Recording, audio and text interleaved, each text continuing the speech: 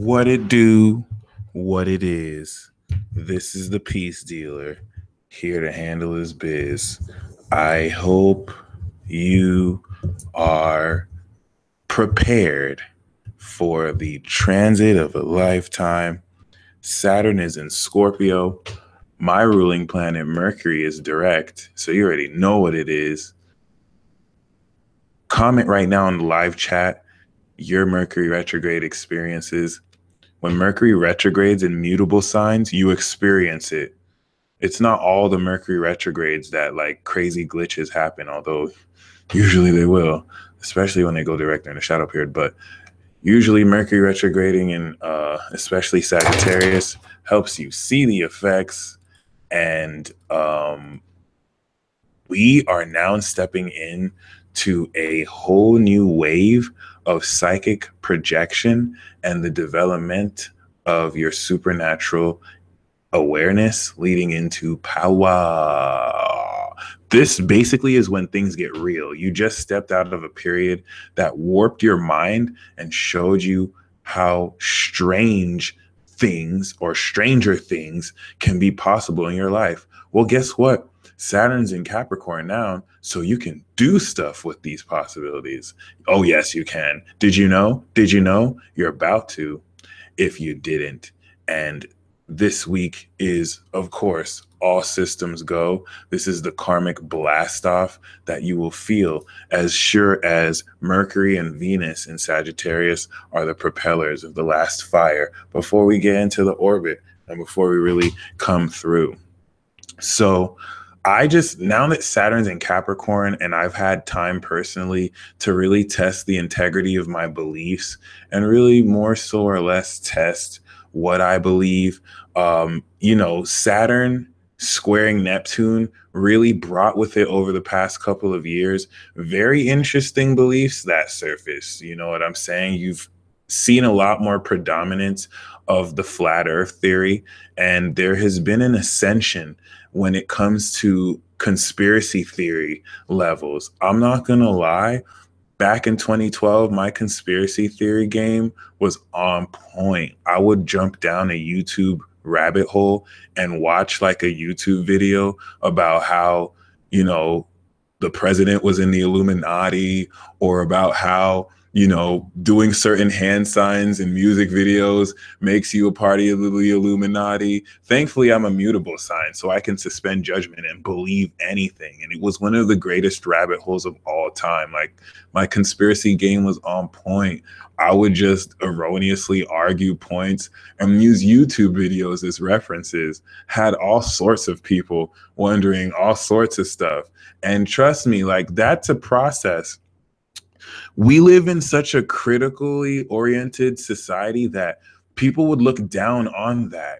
Thankfully, I was able to rationalize a lot of my process. But let me tell you something. When it comes to conspiracy, when it comes to really opening your mind, this started in 2012 because Neptune went into Pisces. Neptune, the Lord of the Veil, started to incite certain confusion. So let me tell you the philosophy of a Pisces. A Pisces will lie to you just so that they can guide you to the truth. So the whole purpose of this, the reason why I'm mentioning this, is a whole new wave of conspiracy theories are going to come through the batch. And this leads very greatly into the New Age deception, where, a lot of these New Age principles we've been taught, like the law of attraction and written in The Secret, a lot of it is riddled with deception. And this is where it's important to really establish and start acting upon the integrity of beliefs and what it is that you believe. There's a whole new wave of conspiracy that's coming through, and you need to embrace this. This is why in this life, everything comes with balance. If all you do, everyone had that phase, and the purpose of this phase is to question you. A Pisces will lie to you so that they can direct you to the truth. And this is what I mean. A Pisces if they know that there's a secret group that's operating, but they can't say anything about the secret group, they might lie to certain people so that they can be led to the truth. This is Piscean and Neptunian philosophy. So the purpose, you know what I'm saying? When you see it, when you see, for example, this is how you can take traditionally negative things and turn them around. All right. For example, a lot of people who believe in a flat earth theory, which personally, and now that Saturn is in Capricorn, you'll find I'm not really more wishy-washy about what I believe because the experimentation is done. Like, I'm now acting on what I believe. I personally don't believe that the earth is flat. However, I personally don't believe that I can have a concrete answer until I do more personal research. And until personally for me, you know, I actually see it myself, because until I see it myself, there's a lot that I don't really trust just based on empirical knowledge that has been revealed. If you take into account Julian Assange and WikiLeaks, if you take into account the fact that it's past the year 2000 and our DNC can still rig votes so that Bernie Sanders could lose the primaries, but millions of Americans think it's totally fine to still vote and continue the elections. This type of stuff, along with Watergate scandals, force you to have to put the government and the systems that be to the pressure and to the fire. Now, I'm from a third world country. My parents come from Nigeria. We see government corruption every day.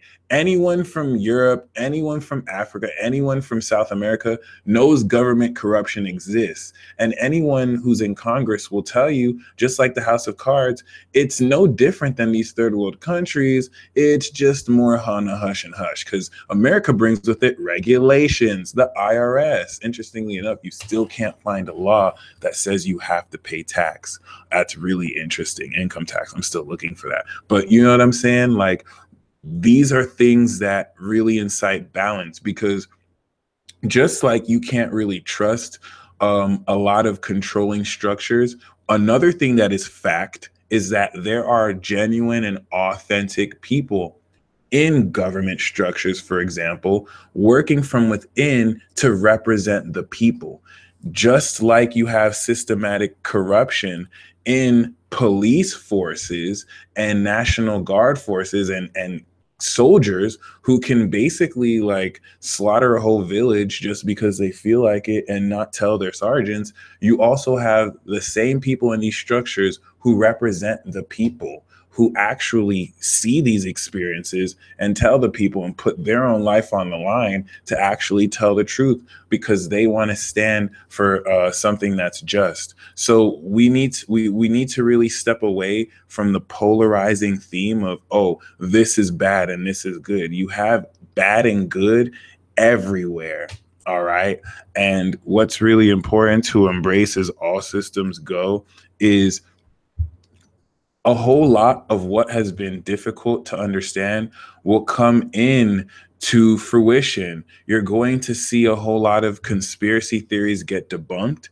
You're going to see a couple of conspiracy theories get proven true, because they were never conspiracy in the first place. Okay.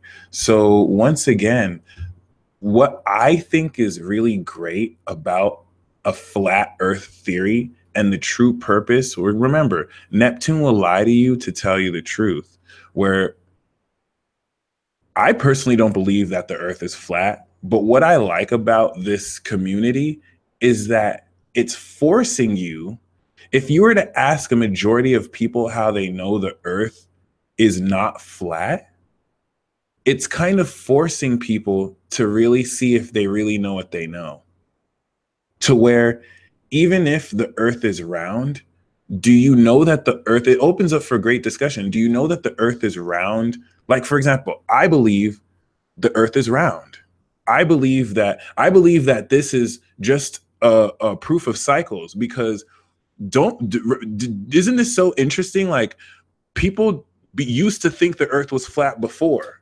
Like, you had scientists being made fun of because they said that the earth was round back in the dark ages. And mathematical calculations had to be made just to prove that this earth isn't even like super round. As Neil deGrasse Tyson says, the earth is probably more like a oblong figure that's not even perfectly round, but it just has this roundish shape.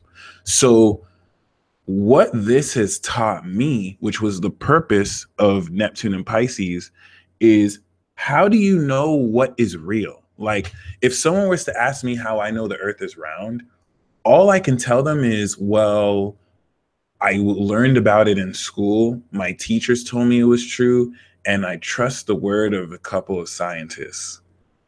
This doesn't let me know that it's false, but it lets me know I don't really know the truth like I think I know the truth.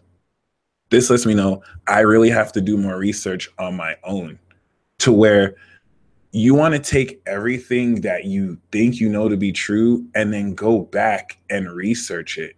And you'll find such much is confirmed, but the point here is to have it from your own research, as there's a whole lot in this world, especially psychologically, that you might have told is true about you that's not really true.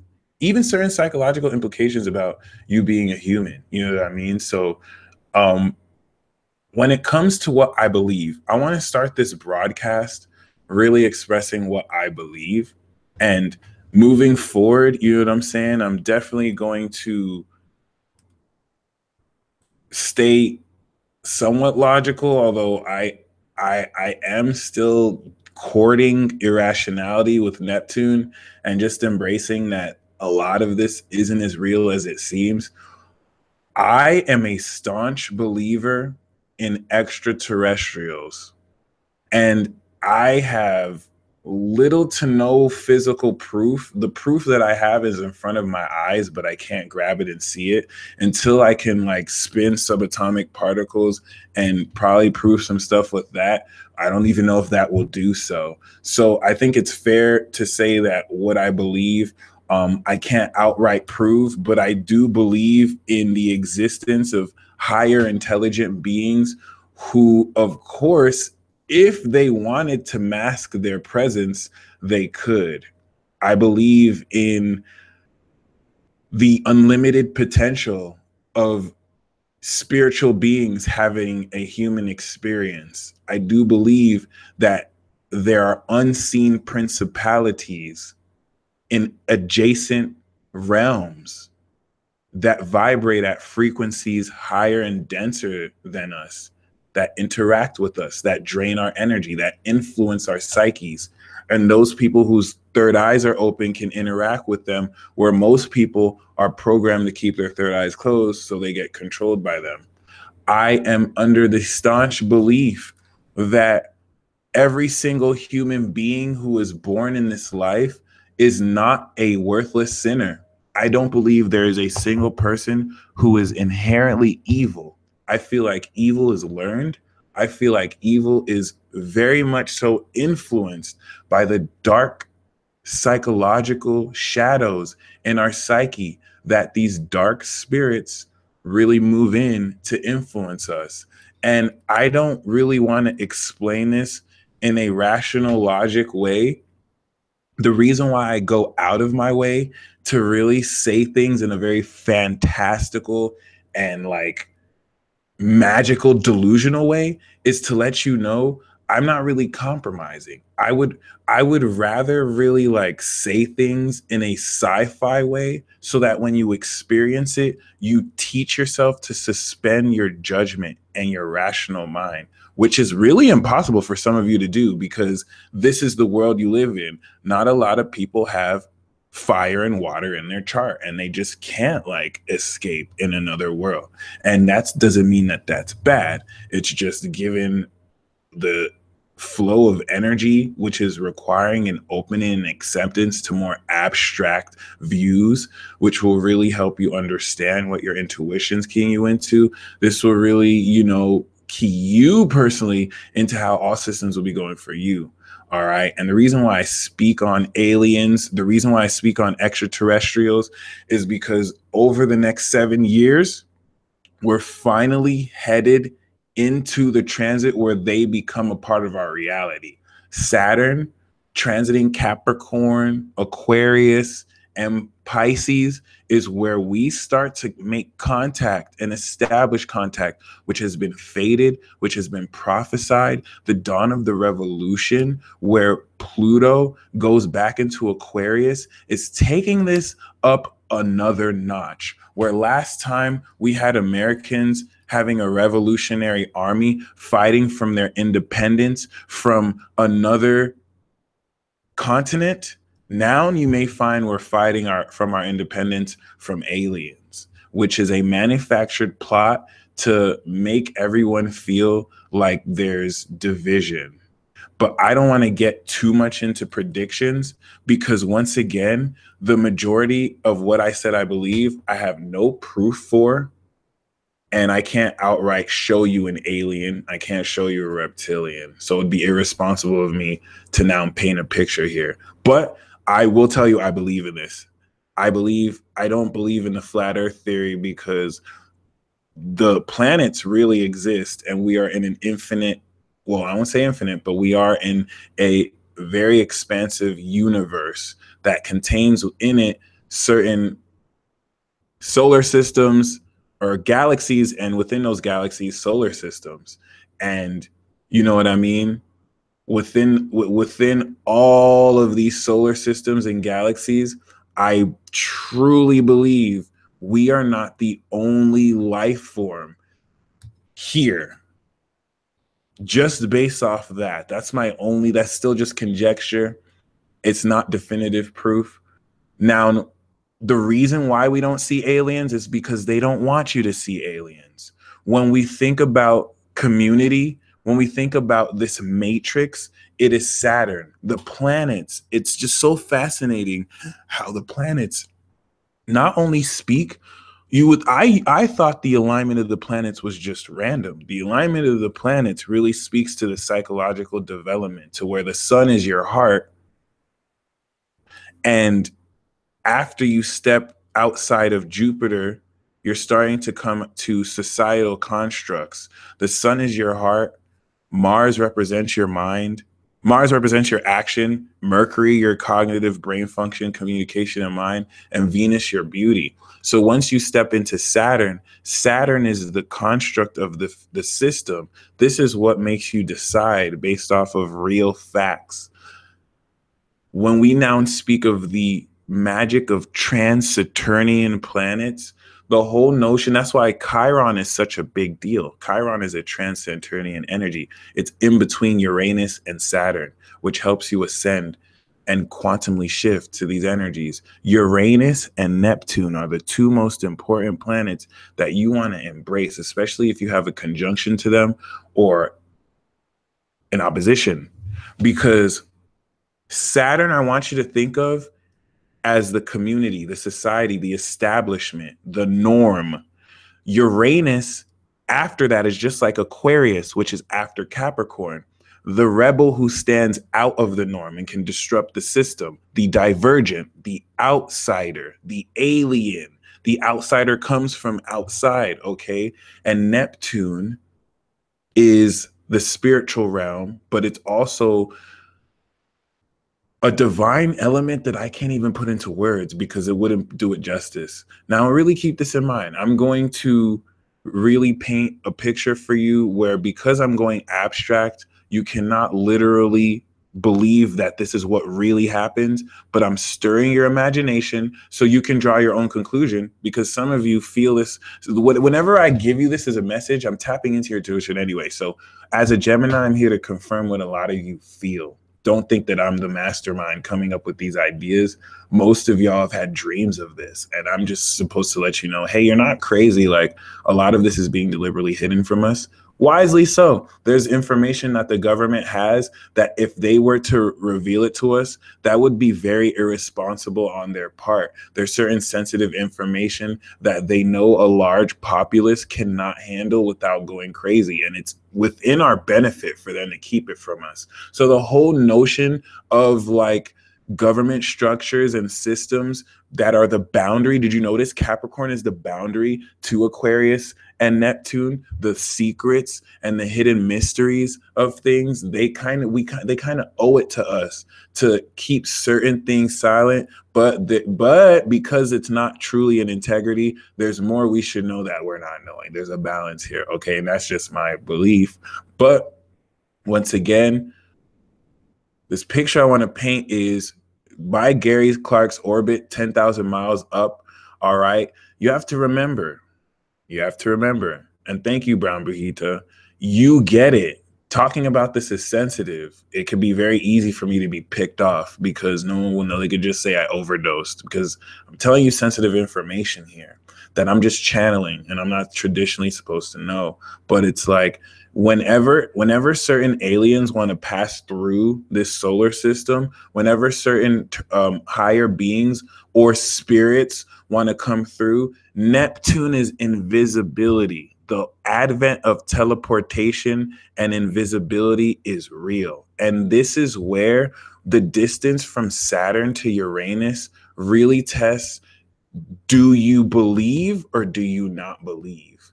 Neptune is a higher octave of Jupiter, where belief really blurs that thin line between divinity and delusion. Because if you think about why everything after Saturn is associated with mental hospitals, they start to incorporate things that are extraordinary, things that less than like 10% of any given population will really even experience, making this rare experience hard to understand. Hence the 12th house. So really keep in mind, like, whenever such beings come through, there's like a gateway. It's like an invisible gateway. If you think of everything unseen and invisible, and that can be cloaked, you're thinking Pisces, you're thinking Neptune, the whole ability to even cloak your aura. So you'll have like ships, aliens, beings who will cloak their aura in order to come down here. Let's not think about this literally, but just like as if you might have to go through customs to cross a country, you have certain aliens that are like, we're finessing these humans down here. If you want to come and visit this planet, you have to go through an invisibility cloak. These humans have social media now, so they will take a picture. Like, we keep this seriously. Uranus will sponsor teleportation for them to go any place. And it's like a whole lot of the microcosm of how we handle stuff is mirrored in the macro. Of course, a lot of this is abstract. I can't like show you that they're aliens in an invisible world. And I'm not really telling you this to believe it. I really just want to stir your imagination and let you know what's possible, because a whole lot of your relationship with these higher entities is going to be established as your greater awareness will make you aware of why you're disconnected from certain energies, making you ask certain questions. You owe it to yourself to believe in yourself. And if you were given all the answers, then you would not be in a position to have erroneous conclusions. But when you are being lied to, which you are, when information is being hidden from you, which it is, then you are allowed to go off of what you know. Just so as like a blind person, you're kind of feeding off certain awarenesses. I'm just saying that because now that all systems go, you're going to find that whole dynamic of this unclarity is gone. You're going to be given, you don't need any more clues. You're now making decisions. And this is very important because I just really want to reiterate the notion of this war. There's a lot of deception in this new age, and what you need more than ever, Saturn and Sagittarius better have taught you to believe in yourself, because you literally either believe this or not. That's what I'm saying. You literally either believe this or not. You either believe, because when we start to think of higher intelligent energies, we're now having to integrate belief in such that you can't control, that you can't necessarily just outright, you know what I mean? So this is why there comes with this unseen energy, Neptune. You can see Saturn. Saturn is everything crystallized, all right? Saturn is what was responsible for manufacturing the energy needed for this. A lot of people it's hard for people to embrace this extra dimensional energy. That's why only few people do.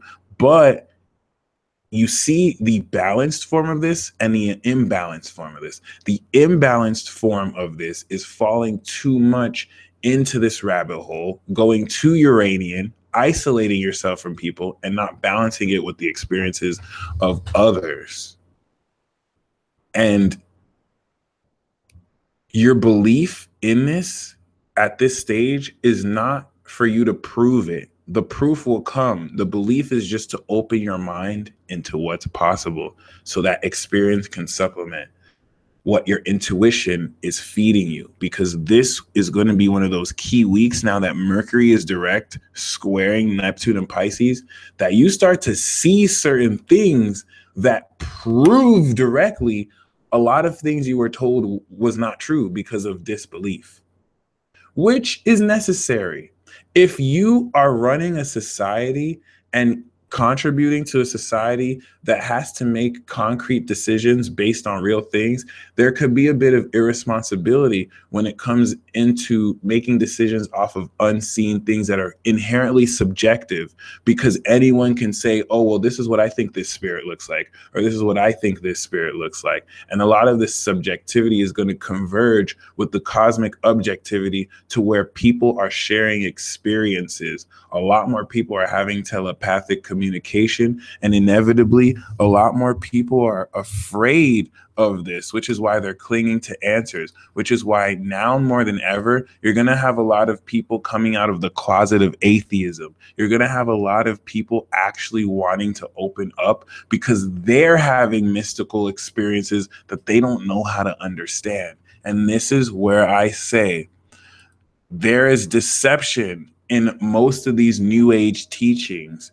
Just because you see something or someone talking about positivity, talking about, you know what I mean, like things that are really great to do, doesn't mean that they're not engaging in deception.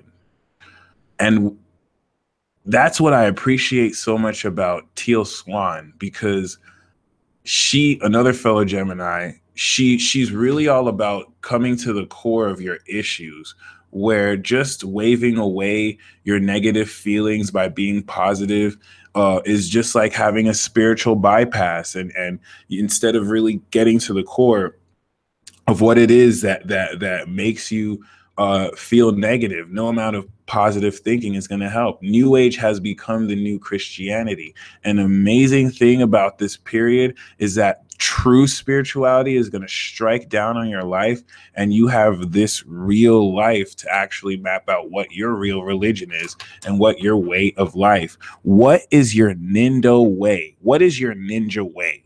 Before I really go more into the mechanics of what we're stepping into this week, what has Saturn and Sagittarius taught you your belief is? What is your Nindo? What is your ninja way? What is the one thing you will not believe, you will not stop believing in? All right. Naruto's Nindo was that he was going to be the Hokage. He never goes back on his word.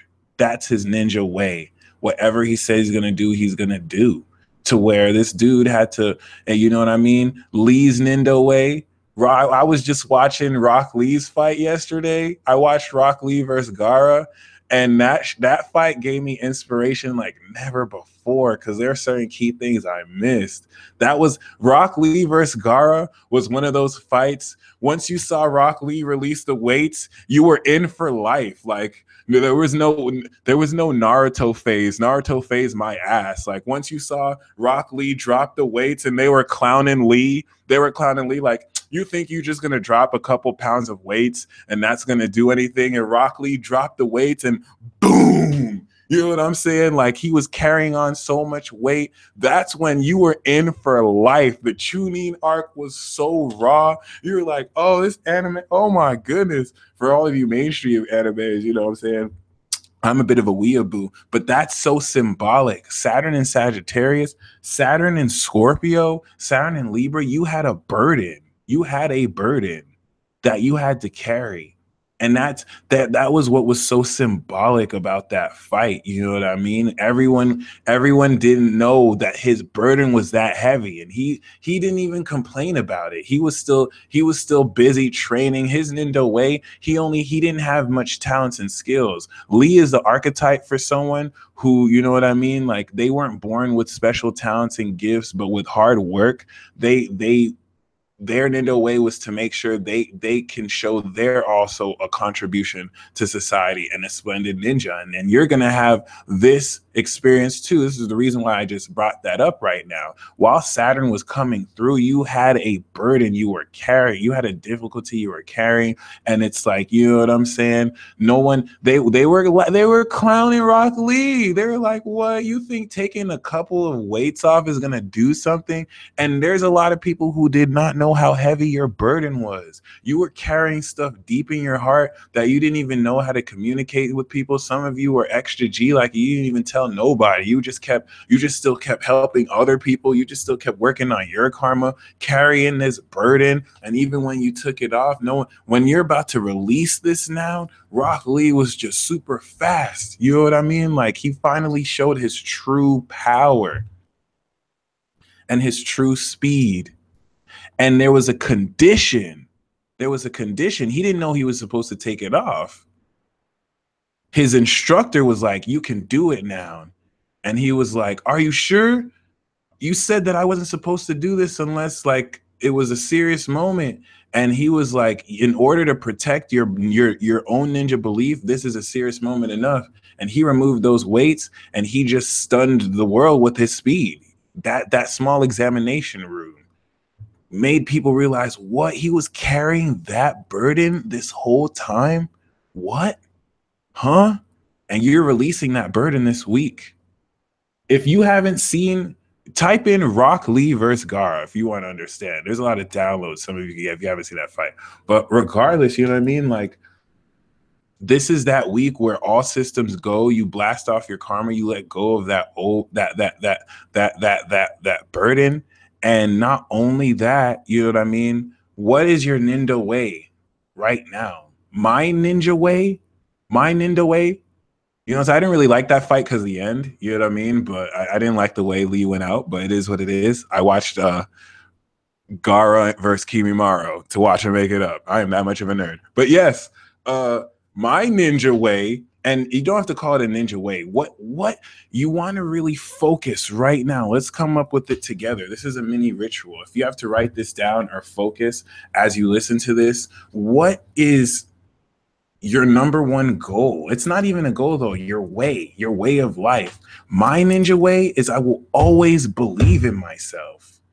And it's something that I didn't realize was such an amazing power. I used to think that was super cliche.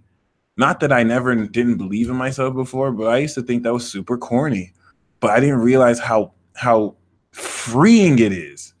This really makes me understand the freedom in Sagittarius and Pisces, and the transcendence in Pisces, where you have faith in yourself, where there are going to be times in life where I may not understand or know where I'm coming from, and I still have to believe in myself because that's my ninja way.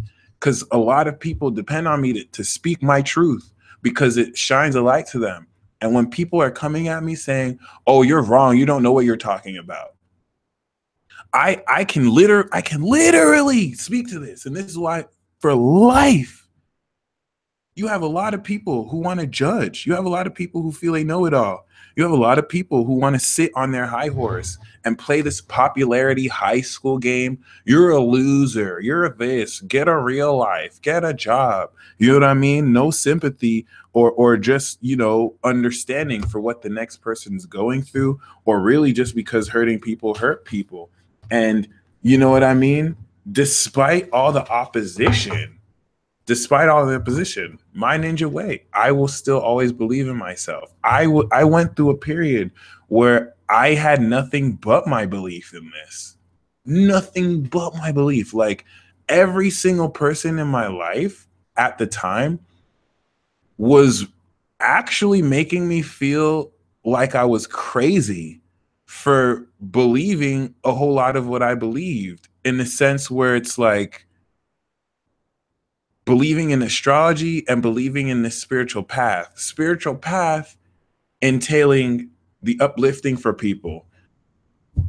People were either saying, oh, this is weird. Oh, astrology is of the devil. Oh, astrology isn't even true. Oh, you don't have to help people like this. You can help people in a different way. Oh, you don't have to do this. All right. And I chose to believe in myself. And that was not easy. That was nothing easy about this. Watching people kind of lose respect for you and watching people kind of not take you seriously, I literally had to go through a very like deepening process where I felt, is there something wrong with me? I really felt there was something wrong with me, because people who I thought were my friends and people who I thought were supposed to care about me really made me feel like I was an idiot. And I'm not the only one who's gone through this. When you awaken, when you go through that path, you know what I mean? Like sometimes you have to isolate yourself. Sometimes you go through moments of delirium or episodes where you have to deal with all the pressure and you don't have anyone really, in your corner. Aluna Ash says she cried a lot. Shit gets real. Shit gets real. And even that is a spiritual attack. Even if they're not showing up with knives, just cutting you off from acceptance is a form of social exile and gang stalking that you should have never deserved. And I did not have 20,000 followers on YouTube. I was just making videos. I didn't even make a living off of this. I just really felt this was what I was supposed to do, because I saw how it changed my life. And in the face of people who were telling me this, you know what I'm saying? Like, I still chose to believe myself, which is hard because I respected some of these people. It's not like I was listening to be like, screw you.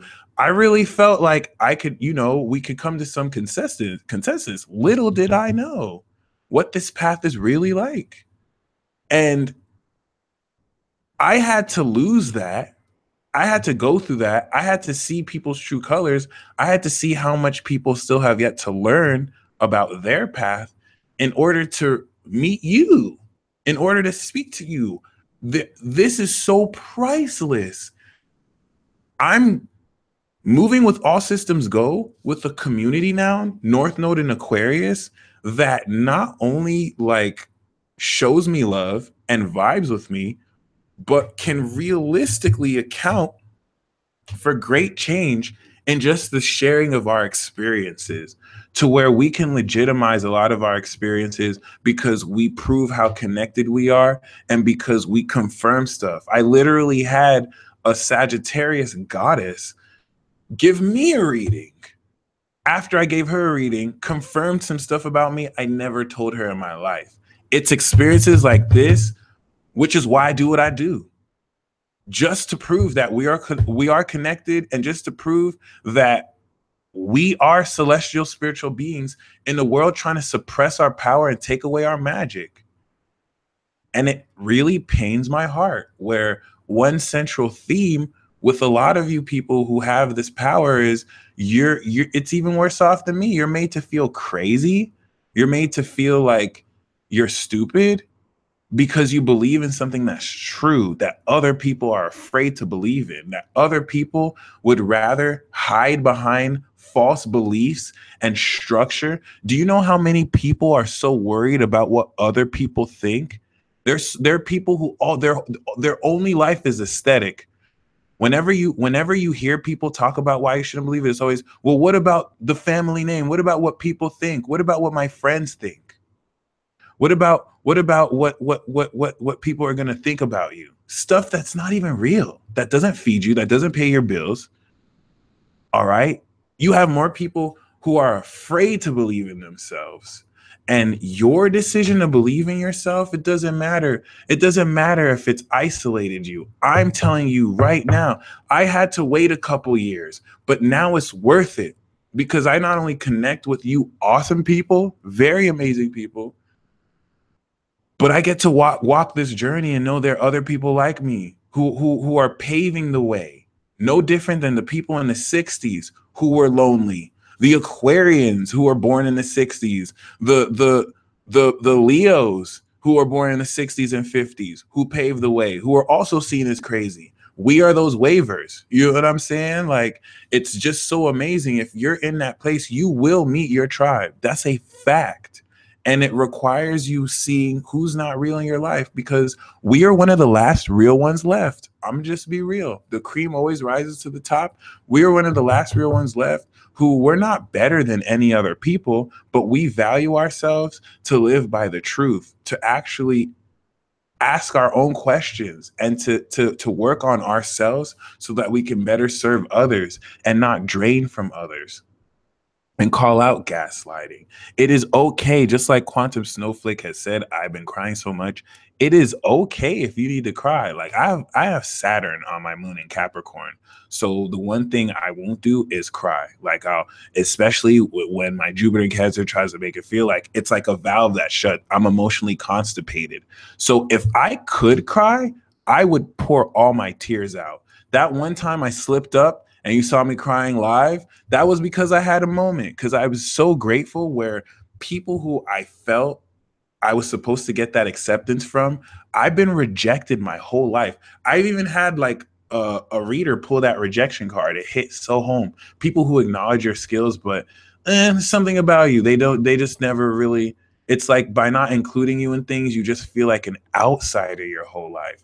And to actually feel not only to feel like accepted, but to know that the work you do makes a positive impact in people's lives is one of the greatest feelings ever. When you've been rejected close to your whole life and the general way you were was made to feel weird. One of the greatest gifts y'all gave me was knowing I'm not weird. I'm not crazy. I can be weird because I want to be, but I'm not crazy. I'm not a loser because of what I liked and because of who I was. I'm actually an amazing person. And y'all helped me see that. Y'all helped me see that in a place where people I depended on failed to. And it's also because of y'all that I don't have resentment in my heart. And I realize that we're all going through this process together. And you know what I'm saying? I could have been in a very dark place in my heart where I let certain dark parts of my soul drive me in hatred because I wasn't accepted. And I will always thank God for y'all, because if it wasn't for y'all, I could have very well not been the person I was if I didn't walk this path. And so I will always believe in myself. And I really push you to listen. Sometimes you're going to be crazy. Sometimes you're going to be delusional. And the lie is you have to have everything perfect all the time. All right. That's one thing earth signs are having to learn. They don't have to be put together all the time. They don't have to put a solid face for everyone all the time with like air signs do. Sometimes it's good to actually let loose and just experience, because the one thing about these higher intelligent beings is that they will frustrate your logic. A Pisces will do that to you. Pisces will use magic to change your reality just to show you what you thought was real isn't real. So you humble yourself. You don't know it unless you're like an Aquarius. You don't know everything. You're not an ascended master. And I really think that we need to have a lot more respect for the Sun in Pisces, Sun in Aquarius people. Geminis, Geminis get a lot of hate. We represent the consciousness of children, all right? And we could be very childish, but I will stand up for Gemini. The world makes Gemini go crazy, and Gemini reflects the times like any artist. So I'm not going to really make excuses for Geminis who are outside of integrity, but being a Gemini has taught me how difficult it is to be a Pisces, how difficult it is to be an Aquarius. We need to have more respect for these ascended masters. You know what I'm saying? Like, the Gemini is not crazy. The world makes Gemini go crazy. I'll just say that. And we have our obvious flaws. We're not perfect like Virgo. And you know, thankfully it's because of signs like Leo. It's because of signs like Aries that and even in some cases Cancer and Taurus that show us we can really be valued. All right. We need to have a lot more respect for Pisces and Aquarius, because I know the reason why people don't understand Pisces is a misunderstanding of Gemini, Virgo, and Sagittarius. The mutable signs, the mutable signs get the most abused. The mutable signs get the most abused, the most projected on. Mutable sign moons too. If you're a mutable sign, Pisces, Sagittarius, Virgo moon, you get mutable signs have the least boundaries. And it's cardinal signs that abuse their power the most. And it's fixed signs that are the key here. It's the Tauruses and the Scorpios that can see the middle way and bring things to balance. Okay. It's it's a goddamn shame. You know what I mean? Pisces gets it the worst. Like, if you ever see a Pisces that's acting shady, if you ever see water energy that's acting shady, you have to take a cup of water and put it in the middle of Times Square, or take a cup of water and put it in a place that's dirty. In less than 20 minutes, that pure water is going to have dirt in it, because the environment is not pure. Water signs need pure environments. If Pisces, if Scorpios, if Cancers are around toxic people, then as stronger as they may be, they're going to be influenced and they will take in that toxicity. All right. So, Aquariuses get incorrectly labeled as know-it-alls and as like arrogant narcissists, and Pisces get incorrectly labeled as escape artists and drug addicts. People don't just choose to escape. People don't just choose to be rebels. You have to reject them. This is learned behavior. There's a reason why Pisces desperately escape when they are made to feel like being delusional, because they're ascended masters who are here to teach you that reality is not as it seems. Integrating spirituality, that's the most difficult lesson. And then processing your karma, because they love you so unconditionally. And thankfully, they're low-key masochistic as hell. And so they kind of like the pain. It's you know what I mean? If they didn't like to cry, it would be hard. Same as Aquarius. When their whole life, they know about nothing but getting alienated. This is the sign of knowledge. It's not that there's a reason why every single Aquarius comes across as a know-it-all, because they are in the know. And when they get alienated for that, because they may come across as a bit, elite or some, there's ways that they might be a bit, there's ways that they can come across as like rude. That's because they've been alienated. They've been made to feel that they can't love people. Any Aquarius that you see that is super egotistical and has a God complex has opened their heart and been made to feel so weird. Have you ever been an air sign, and the one time you try and share your feelings, you're made weird for it? You're gonna get in your head and be like, what? I know more than these people. So hurt people.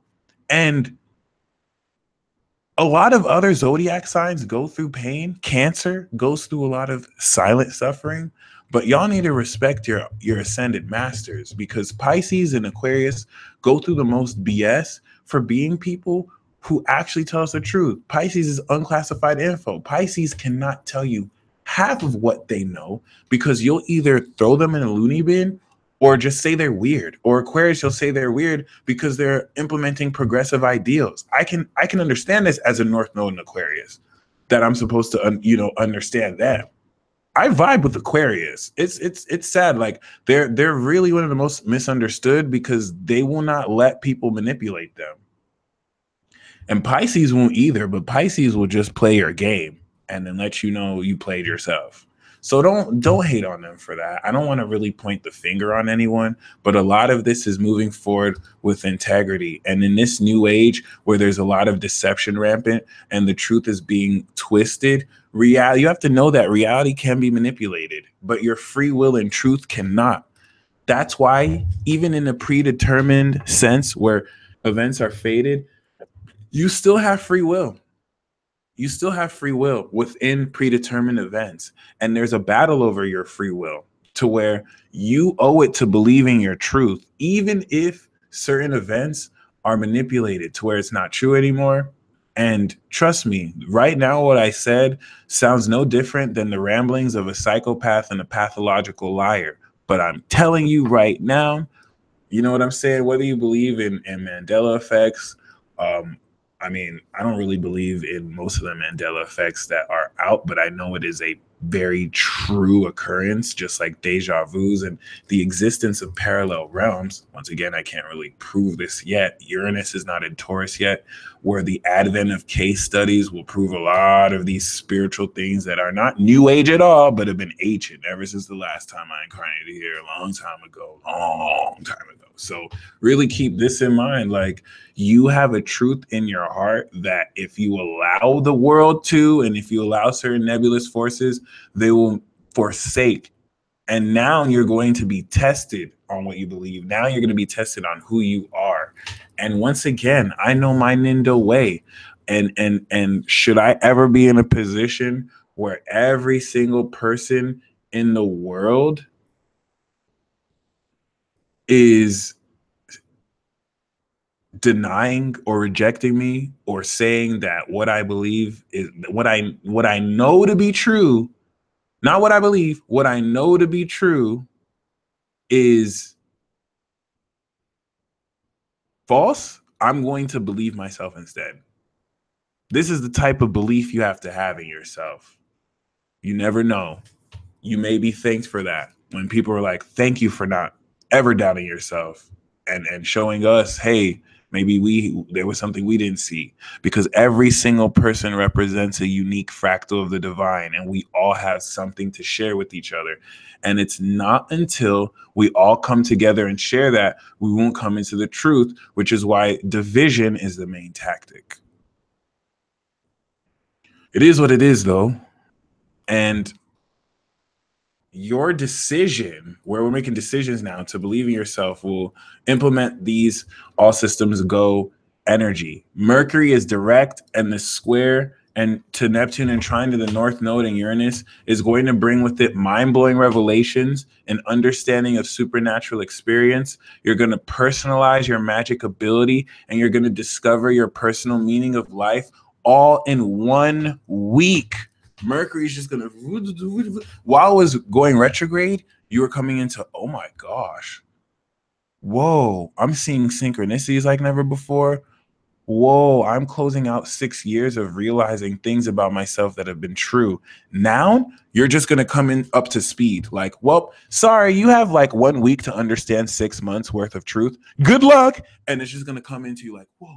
Like, every single day this week is going to bring with it a super profound realization that's going to require 6 months of processing, but you literally just have a week, because once the next week comes in, you have to act off this information. This is why you have to believe in yourself. And the square to Neptune and Pisces, let me conceptualize this for you. So the square with Neptune and Pisces is basically like your brother coming into the room, and your brother represents Neptune and you represent Mercury and Sagittarius. And so it's like, okay, bro, listen, there's a lot of things. We need to do something right now. There are police officers that are looking for you right now, bro. And I can't give you what I need to explain to you will take too long, but we need to go. You're a wanted fugitive. You're a criminal. There's a crime out that you killed several people, and the police are coming now. So this is you just coming into all sorts of stuff. But Neptune and Pisces is saying you're innocent. You know you're innocent. The world, the way it seems, it doesn't seem that you're innocent. So we need to go, and this is where you have to have faith. Where Mercury and Sagittarius, well, how am I, okay?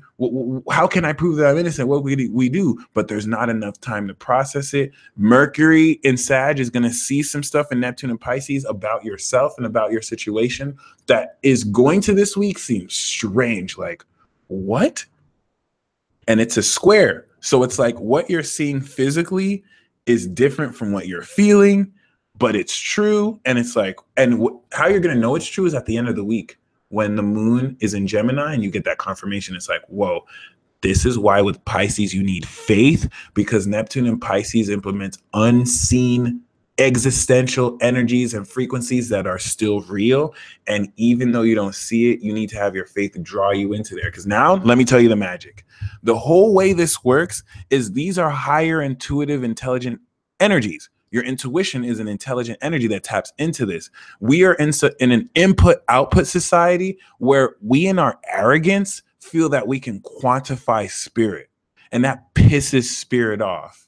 That pisses water signs off when you try and intellectualize their psychic energy. It's loose, it's non-linear, it's outside time and space. So when you humble yourself, this is the divide that's going to happen. We have a lot of arrogant people who feel like they know stuff based on only what they see. So spirit is a mother freaking G. And this week, spirit is like, look, I'm going to show you I exist with the Mercury square. You have until a week to believe. If you don't believe in these unseen forces, they're going to influence you, but I'm not going to show myself to help you. If you believe, it's an initiation to where this being wants to know it has your trust. Okay, wants to know it has your trust. Do you feel me? So you have to believe, and then it shows itself to you. It's an unveiling, it's a revelation. This is why it's requiring humility, because you have to suspend your ego. The hangman, surrender, Neptune. So you have to believe first. I'm going to say it one more time. Anybody who says that seeing is believing is going to mislead you, because seeing is the evidence of believing, but intuition doesn't work like that, honey. You have to trust your intuition, and then you get revealed the secrets, because not everyone's to be trusted. This truth being unveiled is not a random occurrence. There's no such thing as coincidence. Synchronicity is real. Everything happens for a reason. You either believe in a higher intelligent influence that you can't see because it vibrates at a higher frequency, or you don't. If you don't, you're not going to see it. If you do this week, this is the week you're going to see the unseen. I promise you. Some of you already see it. So the ones of you that already see it and are coming into this, like if you have Neptune and Scorpio, if you're born like before 75, you already had this initiation. This initiation was in 89 when we had Saturn, Uranus, and Neptune in Capricorn. Huge. We were born. Okay. This was when you started really materializing the first level of this. This, if you have it, this is, and don't think this is easy. All right. This is going to make you go crazy, because what you're going to see is something that will completely destroy most of established conventional knowledge, which is inherently false. I do believe in gravity, which falls at 9.8 meters per second squared. I don't believe that's the true calculation, but I do believe in gravitational force. I do believe in electromagnetic forces. However, you want to open up your mind to believing in that which you can't see, and you throughout this week will know what it is you have to believe, because the best part of this week is the Mercury square Neptune. That's going to initiate you. And I have homework for you this week, for those of you who are serious, for those of you who aren't about that life, because once you see this, you can't unsee it. So that's why it's a decision. You see, when it comes to the supernatural awareness, there's a gradual progression of this. You either believe it or not, which is the mechanics behind Neptune and faith, as Pisces are the masters of illusions and showing you things that are not there, and vice versa. You cannot prove the existence of an intuitive intelligence that does not want to reveal itself behind the veil. And modern advents of quantum physics and experiments going into uncertainty principles prove this, to where when you're not observing something, certain particles move in a certain way. When there's an observer present, it doesn't happen. This is one of the small proofs that show what there are forces that do not want you to see what they want to see. And that experiment doesn't prove that. That's faulty logic right there. But I'm kind of reaching. But this is just kind of how I want you to think. All right. If we want to take this in a more extreme level, there is someone right here with you. There are spirits that are not allowed to reveal themselves through the veil because that can cause a shock to your mind and it can glitch you and your life can go and it's not as simple as when spirit wants to show you itself, it can't just show you. When Moses was like, I want to see you, God. Moses climbed up that mountain, was like, I want to see you, God. God was like, all right, chill. It's not that simple. I can't just show myself to you. My glory would literally kill you. All right. The institution of the veil is to protect us. There's a gradual. The reason why you had to go through 6 months of synchronicities was to slowly ease your subconscious mind to knowing this is possible. Because if you just saw these spirits, most of you will be terrified. Go think about, especially in ancient texts, whenever you saw sightings of angels, whenever like archangels or angels came, it wasn't a joyous moment. The people who saw the angels, the people who saw like spirits, they weren't like, whoa, oh my God, look, it's an amazing angel. Let's have kumbaya. No, these are spiritual celestial energies that vibrate at such an intensity that your physical body can't handle the pressure, and the spiritual pressure can make it hard to breathe. Like, so when you read ancient texts about these people seeing these beings, they're almost always terrified. Like, holy shit. Oh my God. What? Like, you don't expect to see something that will just unveil its invisibility. First of all, the shock of seeing something that wasn't supposed to be there neurologically does more. It's not just as simple as seeing this at a psychological level. Terror. I'm talking about angels of the Lord. They're like, please, please. And then they're like, yo, get up. Like, I'm here to, and the angels are dicks. It's so funny. Like, angels for real are dicks. Like, get up. I'm just here to give you a message real quick. Like, if you people who summon angels, like, that's why you're not supposed to mess with this spiritual realm, because if you don't have the proper protection, this is reserved for like priests who are ordained, who know how to deal with these, who know how to tell the difference between a familiar spirit and a real spirit, which is why you can't go to any medium. All right, so this is what has been slowly closing because everyone's gate of alchemy is about to open. The reason why everyone's gate of alchemy is about to open is in an evil plot so that people's alchemy can be abused. See, in order for extraterrestrial aliens to drain energy from you, they want to facilitate in your awakening. So it's like, yeah, I have more power, but really you have more power to give. I'm trying to redirect this so that you can experience the awakening, but conserve your power and not give away your energy to vampires, not give away your energy to corporate interests that want to put you in a box and advertise and drain your resources so you're just a consumer. These are lower level experiences of how this happens. Okay, this is going to be that week where you have that decision to wait out, and by the code of faith, which isn't really faith, it's knowledge. You can know in that which you don't see because you feel it. That's what's going to really legitimize the experience. And for those of you who are ready to step forward, you will. Now, I want to update you on the Divine RPG. Capricorn, Scorpio, and Sagittarius are going to be making their open moves. Saturn is in Capricorn up until now. From October of 2018, once Jupiter went into Scorpio, we initiated this God-conscious simulation where supernatural awareness of our abilities and powers will now be met with a structural integration into how people now use their heightened senses to interact and create legislative laws, really work in the judicial system, enforce them with other countries, integrate them in our society, so that by Saturn and Pisces, we're a society that embraces our intuitive ability. We don't talk as much because we can have telepathic conversations, because we've learned to trust each other. We're going to master Cancer through this transit with the North Node of Cancer, and for a short period, we're going to have empathy felt around the world, and it's going to feel really weird because it's literally like Ninshu, and everyone kind of feels each other's feelings, and it's going to be a weird integration period that Pluto and Aquarius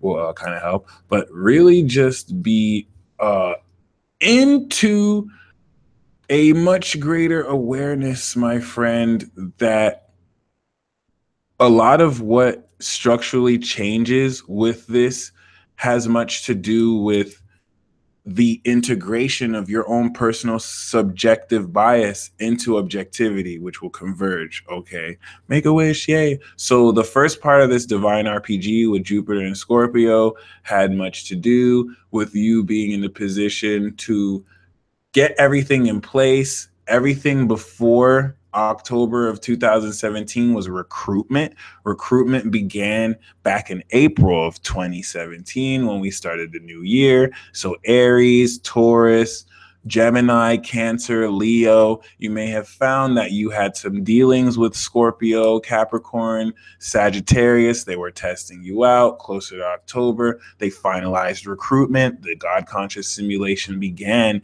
in October. And from October to now was the period where Scorpio gained their evolution to start to spy on the Imperial. All right. Scorpios were spying on the Capricorns to see how they can infiltrate, because the lesson of this divine RPG is taking the rebirth to infiltrate the establishment, or the establishment to defend itself, while Sagittarius tries to ascend, and both have to suppress Sag so that Sag doesn't ascend in this three-way battle for the first installment. Watch my World War Zero episode on it if you want info on the 3 installments. Now that Capricorn has Saturn, Capricorn's going to make their move. Okay, Capricorn, and everyone is going to make their opening moves. This is akin to the opening moves of a chessboard, where you're starting to move the initial pawns and some of the knights. You're going to really start to see certain people play their hands. You're going to start to see people reveal once again their true colors. Now, don't necessarily get too surprised. World War Zero, Stefan. It's a playlist on my channel. But yeah, it's definitely, if you're a Scorpio, if you're a Sagittarius, if you're a Capricorn, just be mindful. People are going to start making their moves towards you. Wink, wink. People are going to start making life-defining moves where Yu Yu Hakusho is one of the greatest animes ever. But you have to really be in a position to open up very powerfully to how you integrate this energy. If you are a Libra, if you are a sun in Libra, you need to watch Yu Yu Hakusho. I don't like to really recommend too many animes, but if you're a sun in Libra, you need to watch Yu Yu Hakusho. Yusuke Urameshi is the Libra archetype. He was somebody who saved this little boy. It's not the traditional Libra archetype. Actually, Urameshi is probably more of an Aries, but it's a Libra archetype because Urameshi, he kind of died saving this kid from a car accident. And before he died, he was able to get his life back through an ordeal, and he became a spirit detective because the spirit world needed someone. So that's the Libra archetype. And in some case, Aries too, where they traverse from the spirit realm to this real world, because Libras are cosmic agents that can help balance from the gateway of the gods to make sure negative entities don't really come into this world, but then this world doesn't have, the Men in Black, that's Libra too. What do the Men in Black do? They're cosmic agents who they're aware of extraterrestrial beings, and they have to make sure it's balanced, that the lower world doesn't get too influenced by these aliens or that they don't know. That's all Libra. That's all Libra. Scorpio, like Scorpios are death gods. They're soul reapers who they have to make sure negative spirits don't really come through here. Like this is going to awaken for you guys a lot more. Virgo was the first one to awaken to this. North Node in Virgo with the Jupiter and Virgo transit, where they started fully living in their dream world and this world, and now they have like the full infinite understanding. A lot of Virgos are connecting with people's dream selves and realizing, oh, this is why this loser keeps reaching out to me in the real world. We're actually soulmates in the dream world, and they're starting to understand like very crazy synchronicities. All right, so really keep that in mind. Mangakas are priestesses. I wouldn't say they're those, but that's a good question. All right, so yeah, really keep that in mind. Once again, the opening moves are going to be made. Make sure you make your next move your best move, because the time for experimentation and simulation is over, and one wrong move can end it for you. We get serious here. Saturn's on Pluto, so it's like life or death. So yeah, get ready. Make sure you believe in yourself. There's a fight for your soul. And this has much to do with reclaiming sovereignty over your life and killing energetic vampires. I invite you to do a daily death ritual where every single day you die or kill every vampiric substance. When it comes to protection, it's not a one-time all thing. It's like taking a shower. I hope you take a shower every day. You want to clean your spiritual energy every day. You can't just have limpias like once and then when shit hits the fan, you have another spiritual cleansing. This has to be a part of your life. This is what's going to show if you really believe in spirits, if you really believe you have an aura, you're going to clean it every day. You're going to positively focus your intent every day. And you don't have enough time to really deal with a procrastination on this because your spiritual hygiene has to be even more on point than your physical hygiene.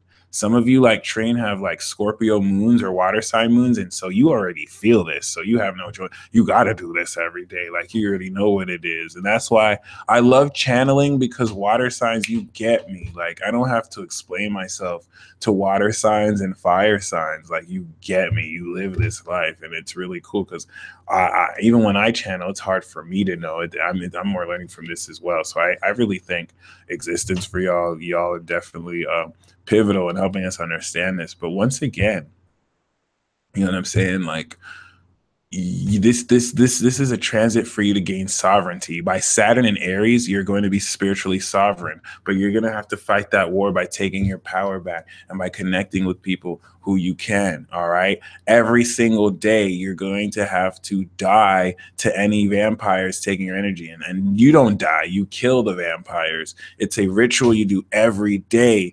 Okay. Because there's once again a fight for your soul, a fight to take away your free will. And a lot of this is done unconsciously. People who care about you may monopolize your time. And before you know it, you're not living your truth because you're living for someone else. And this is how dark forces can use people that you care about. Your enemy, listen, I'll always say this. What is it? Ephesians 6:12. First of all, Romans 1:16. For I am unashamed of the gospel. That's what I live by right now. You don't have to be a Christian. You don't have to be a Christian, by the way, to rock with this. But I'm going to give you 2 Bible verses that you can keep with you. And whenever things, whenever things get tough, quote these verses. All right. You don't have to be a Christian. You don't have to believe in Jesus. If you do, that'll help.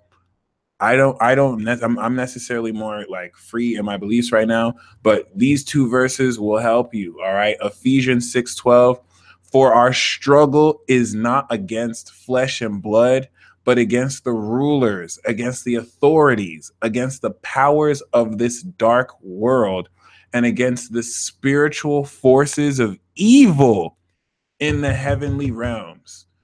All right.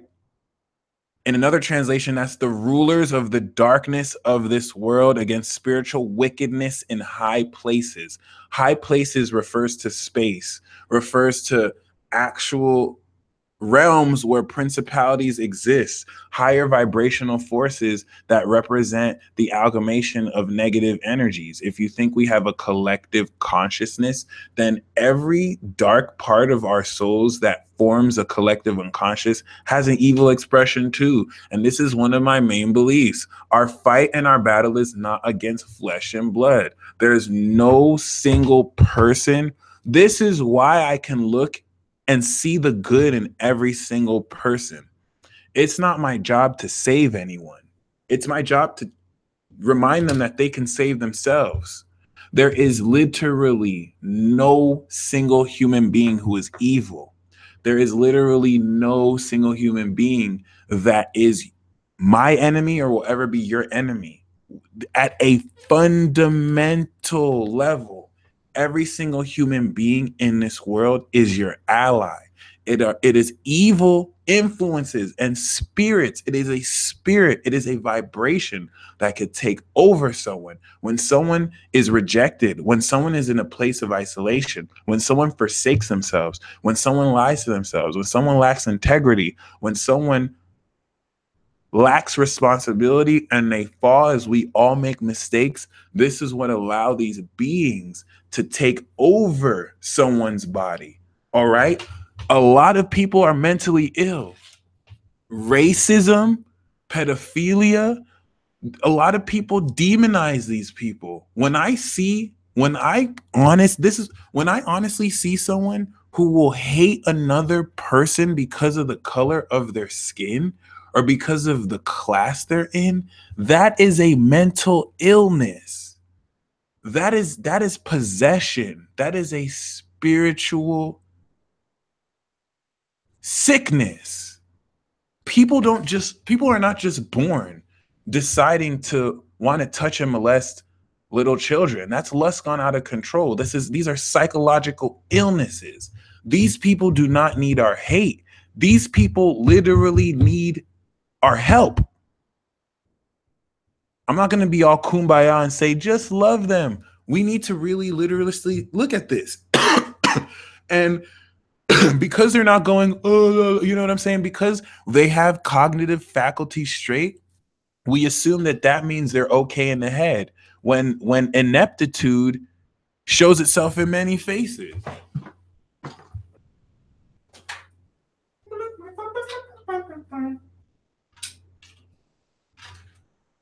I'll be right back.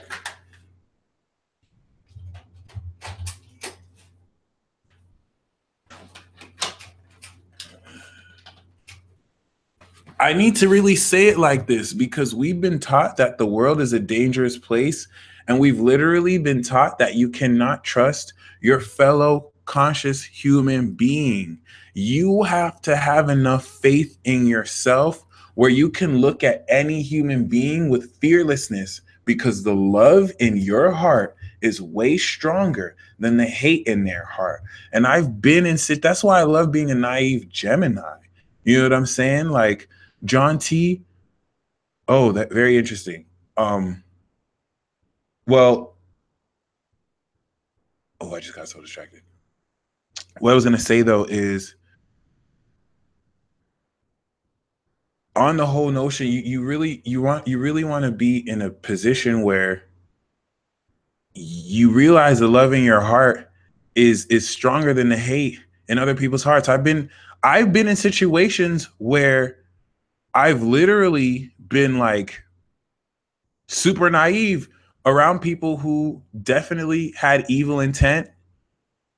And because I had no ill intent, because I had trust in spirit, I'm okay. I don't have to worry about people who might have less than ill intentions, because I very much so trust in my path. And I very much so trust that as long as I act with wisdom and I don't really like ask to, I don't make foolish decisions, I won't have to worry about someone. There's really no reason to fear another person. Really. A whole lot of these people that you say are crazy, and that's one place, you know what I'm saying? One thing religion doesn't have to teach you, and one thing that's really great when we talk about, our contribution to society, if we had less people caring about themselves, which is something I'm also guilty of, right? It's good to care about yourself, but what we need are more people helping orphans, more people helping the downtrodden, and more people visiting, people in prison. If people had others who cared about them and visited them in prison, and actually visited those in mental hospitals, when I actually have more of the resources to do, and I build a nonprofit organization where I can do stuff like that, I really do want to visit people in mental hospitals. I really do want to visit people in prisons, because when you show them that you actually give a damn, you have no idea how that can change someone. We have this very disgusting habit of just labeling people criminals when people are in all sorts of walks of life for all reasons. You have the Innocence Project that exonerates people in prison who are 100% innocent. All right. No one is inherently evil. You can take someone who has been jaded their whole life, and because you actually care, you visit them in the cell, you actually, you know, talk to them, see what's up with their life, their whole view on life has changed because of love, because now they had someone who actually gave a damn. We have to go give back to our community. And I'm just saying that for now because you might not be in a position to. If you still need to work on yourself before you're ready to, you can. But this is how we're going to transcend that 12th house, because there's too many lonely people out there. There's too many people who judge. There's too many people who sit on a high place with their class and their luxury and assert themselves to be better. So we put class systems, which is all illusion, which is all erroneous.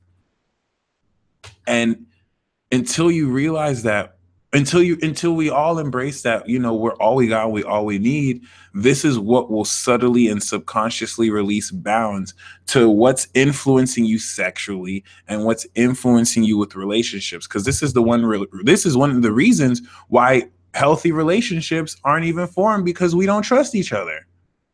And this is not to say that people in this world aren't trustworthy and that people don't make decisions that are disappointing, but I will staunchly believe the source of those decisions, once again, are rulers of the darkness, universal lords of this darkness, the world rulers of darkness in this age, spiritual powers of wickedness. And I like that it's said here because it's almost said in a very sci-fi way.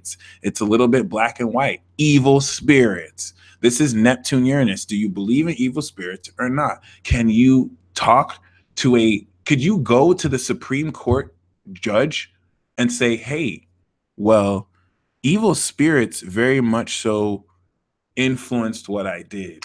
You really can't, because you have the strength within your heart to not allow these evil spirits to influence you. And that's what outreach programs will do when we deal with people in mental hospitals that are not crazy. They just need exorcisms. They just need a spiritual cleansing. They just need to be talked to and cared about and not made to be felt like they're fucking crazy. And so, of course, they went insane because they were not ever able to empathize with somebody. Or maybe they just need to smoke some cannabis and they get some treatment that way. You know what I mean? Like, there's so many people who are labeled crazy. There's so many people who are seen as criminals that are really not. And it's because we've been taught that we have to fear each other and label each other and put each other in a box. This is a ploy to divide each other so that we don't, you know what I'm saying? Know that you've developed a lot of your spiritual energy so that you can now bring this gift you have of your own knowledge of yourself to other people, so you can help others believe in themselves, so that even if people show hate at you, it's because they're hurting inside, because only hurting people hurt people. And instead of reacting defensively, you can stand in your strength and you can be in a position to show them the light and show them what true love looks like. All right. And it's really interesting. I don't want to there's something that I predicted a couple years ago that I'm a little bit afraid about. This is a little bit controversial, but don't be surprised if pedophilia is normalized. Don't be surprised if, like, you start to have some outright groups for pedophilia. All right. And the reason why I know this might happen is because right now, and you're like, no, that's weird, that'll never happen. But trust me, if you went back into the 1950s and you're like, oh, gay marriage is going to be normalized, everyone in the South would laugh at you. What? Everyone in the South will be like, are you stupid? Are you what? Are you really? Huh? All right. Go back even further. Go back like into the 1900s and say, oh, women rights are going to be normalized. Women are going to be able to vote. They would laugh at you. What? Women are going to be able to vote? So I'm just letting you know that right now. Like, it has nothing to do about the ethics. Like, trust me, you're already starting. Once I saw that pedophiles are having parades and certain hate groups Trust me. And if we ever let that happen as a society, I really hope we never sink to that low. I really hope we never sink to that low. But I will say that with the advent of knowing, once again, I'm going to read this one verse before I read the second verse.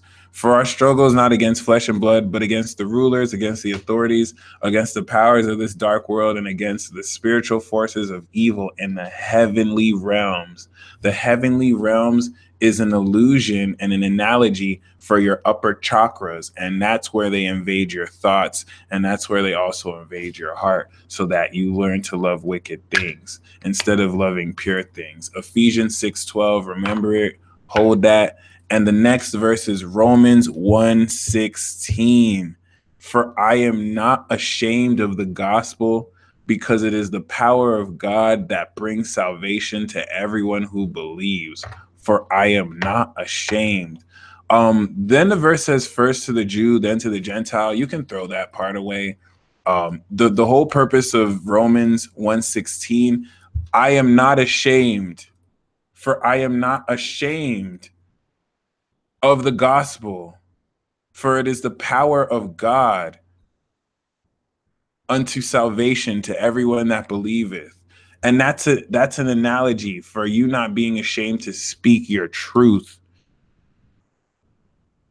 where you have nothing but confidence to speak your personal gospel in the face of those that you know it brings light to.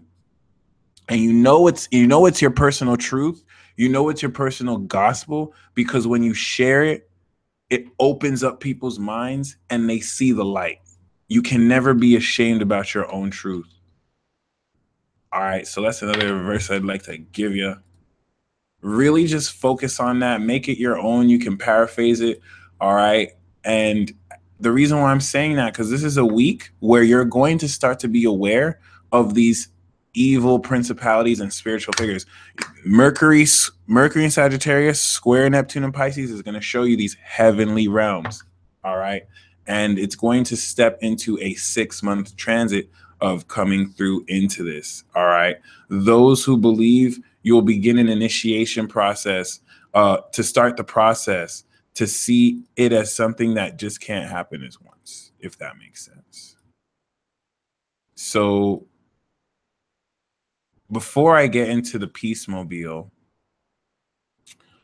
I postponed my astrology and sex webinar, or the part 2 of the webinar, to the 26th on Tuesday. So I still have that available. The Mars webinar is more so the sex aspect of the love and sex. So we will, of course, be uncovering Mars and its influence in the zodiac chart, as well as what it does to the signs and houses. I will, of course, also be uncovering at a great level the psychology of the power of desire, where you'll understand, based on where Mars is in someone's chart, they desire and how that might clash with the way you desire, and how this opens up their own sexual language in a masculine sense. All right. It's definitely very valuable to get into, because this is the one part of your chart that shows how you exert your personal power. This is something that can't be taken from you because it's yours. And it's going to be a more empowering webinar. And we also have the full moon in Cancer webinar on January 1st. This full moon in Cancer is going to happen at the end of the week, ironically, because at the end of the week, the moon's going to be in Gemini. So the full moon in Cancer is going to be the first shift that will archetypalize who we are to receive a lot of this supernatural evolution. And what I mean by that is the full moon in Cancer will lead us to the new moon in Cancer, where both will have a grand water trine between Jupiter and Neptune. And we'll be feeling into this and how we can gain completion. So we'll have important ceremonies that help us adjust how we should feel and release any old feelings. This full moon in Cancer is going to involve Pluto. So if you're ready to clear emotionally from deep wounds, For those of you who've been really battered and hurt the past 6 years, this is going to be an empowering ceremony where we can release old feelings. For those of you who've been silently suffering about deep feelings, we're going to do a healing ceremony. I have my Chiron on Jupiter in Cancer, so I'll be able to sponsor healing with anyone also born 89 and 90 who wants to join. This is going to be great. After this webinar, if you've gone through, it's Pluto involved, certain sexual abuse, emotional abuse, you want to come through here so we can release and clear, okay? Or do it on your own during the full moon. But with this webinar, you'll be in a great position to gain great understanding of how it also influences your zodiac sign. I also still have the brand new tarot services. I've been enjoying very greatly the soulmate and twin flame readings. The testimonials that I've had have been very, very, very, very amazing. Okay. Let me I want to show you one of the testimonials from an Aquarius named Latanya. She said I was allowed to use her testimonial. You have no idea, like, once again, this is the reason why I do this. I have, once again, my soulmate and twin flame readings links below, and the career and wealth, the financial and career tarot card readings. I pull a 10-card spread for the soulmate readings. Thank you so much, Victoria. I saw your testimonial too. I saw your email. That really warmed my heart. I saw it at the right time. It really does make me feel happy when I see that what I'm doing helps and that it's accurate. This makes this so much fun. So, for the soulmate reading, you don't have to really have anyone in particular too. I'm really going to pull cards that help you remove blocks so you open this up. All right. And it's definitely going to be really amazing. And with the soulmate reading, where I pull a 10-card spread where we talk about the current situation, and we also peace out, Shannon, and we also look at certain facets of what are old blockages getting in your way, what needs to be released, what the, once again, current situation of love is for you, what the possible outcome will be, what needs to be changed. The twin flame reading will kind of go into more of an 8-card spread where we look at both of your shared soul's purpose, and where we also look at both of your shared, both of your shared karmic issues. Crystal Locket, you're able to pay via PayPal through the website. So yeah, I would recommend you use the direct links. All right. I can only accept PayPal until my new website is up really soon, which should be up like around January. So you don't have to have a PayPal account. You just have to go through the PayPal avenue. All right. So really keep that in mind for the career and the wealth. We'll get into where your current financial situation is, where it's heading, what beliefs towards money are getting in the way of you, really having good finances, or how you can shift certain attitudes to gain a greater career. That one's also great too. I have a lot of earth energy, so you know what I'm saying? I definitely like the career readings. Heather, I am very grateful for you as well. I'm grateful for all of y'all, which is awesome. Yeah, make sure you check out those links below. They're on sale. So if you get the twin flame and the soulmate reading is $9, the twin flame is $11, you'll get both for $20. Same for the career and financial wealth manifesting spread. I'm going to now screenshot this testimonial because I really would like to show y'all. This warmed up my heart. I'm not gonna lie.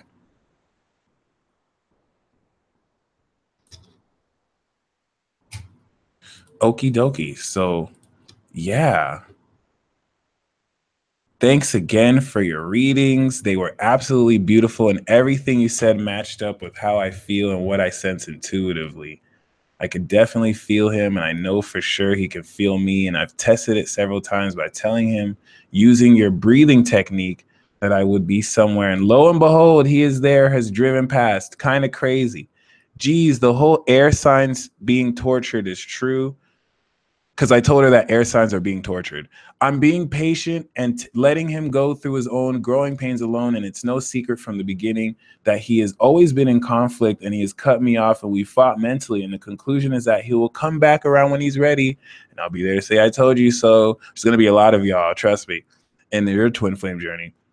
And if it's not him, at least I know I am right that it's an Aquarius that I'll be with. No other sign can hit all the points of attraction, especially the mental attraction like an Aqua can, or maybe a Gemini or Libra could, but they could never seem to be enough when I've tried to date again recently. I take personal offense. You know, I feel like Gemini and Aquarius is cool, but it's all good. TMI. However, I can't date because it doesn't feel right. I tried a Taurus and he thought I was going on a whim.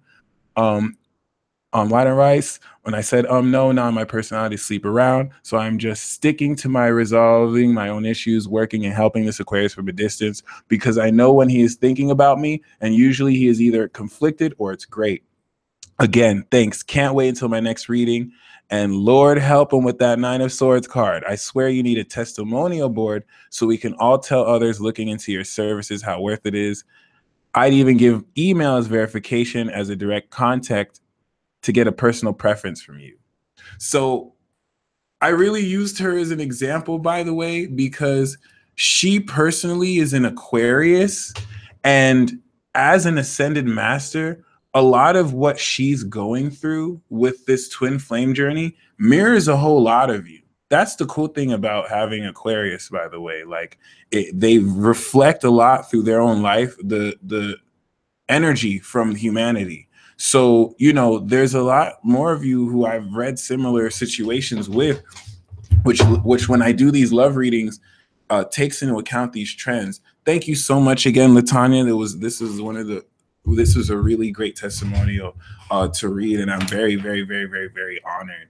And yeah, you know, any one of you who have already gotten a tarot card reading from me, you know what it is. I always get it in, and you know I still have the Lunar Eclipse personal reports, and with the other reports you will get 20% off if you use Saturn. So definitely keep that in mind.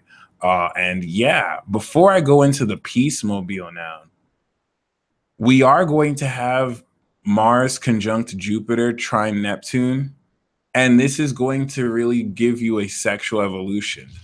And you want to build up sexual energy and cultivate the quality of your intent by reserving your sexual energy when vampires come and they take your sexual energy. This is going to be one of those weeks because of the evolution of supernatural power.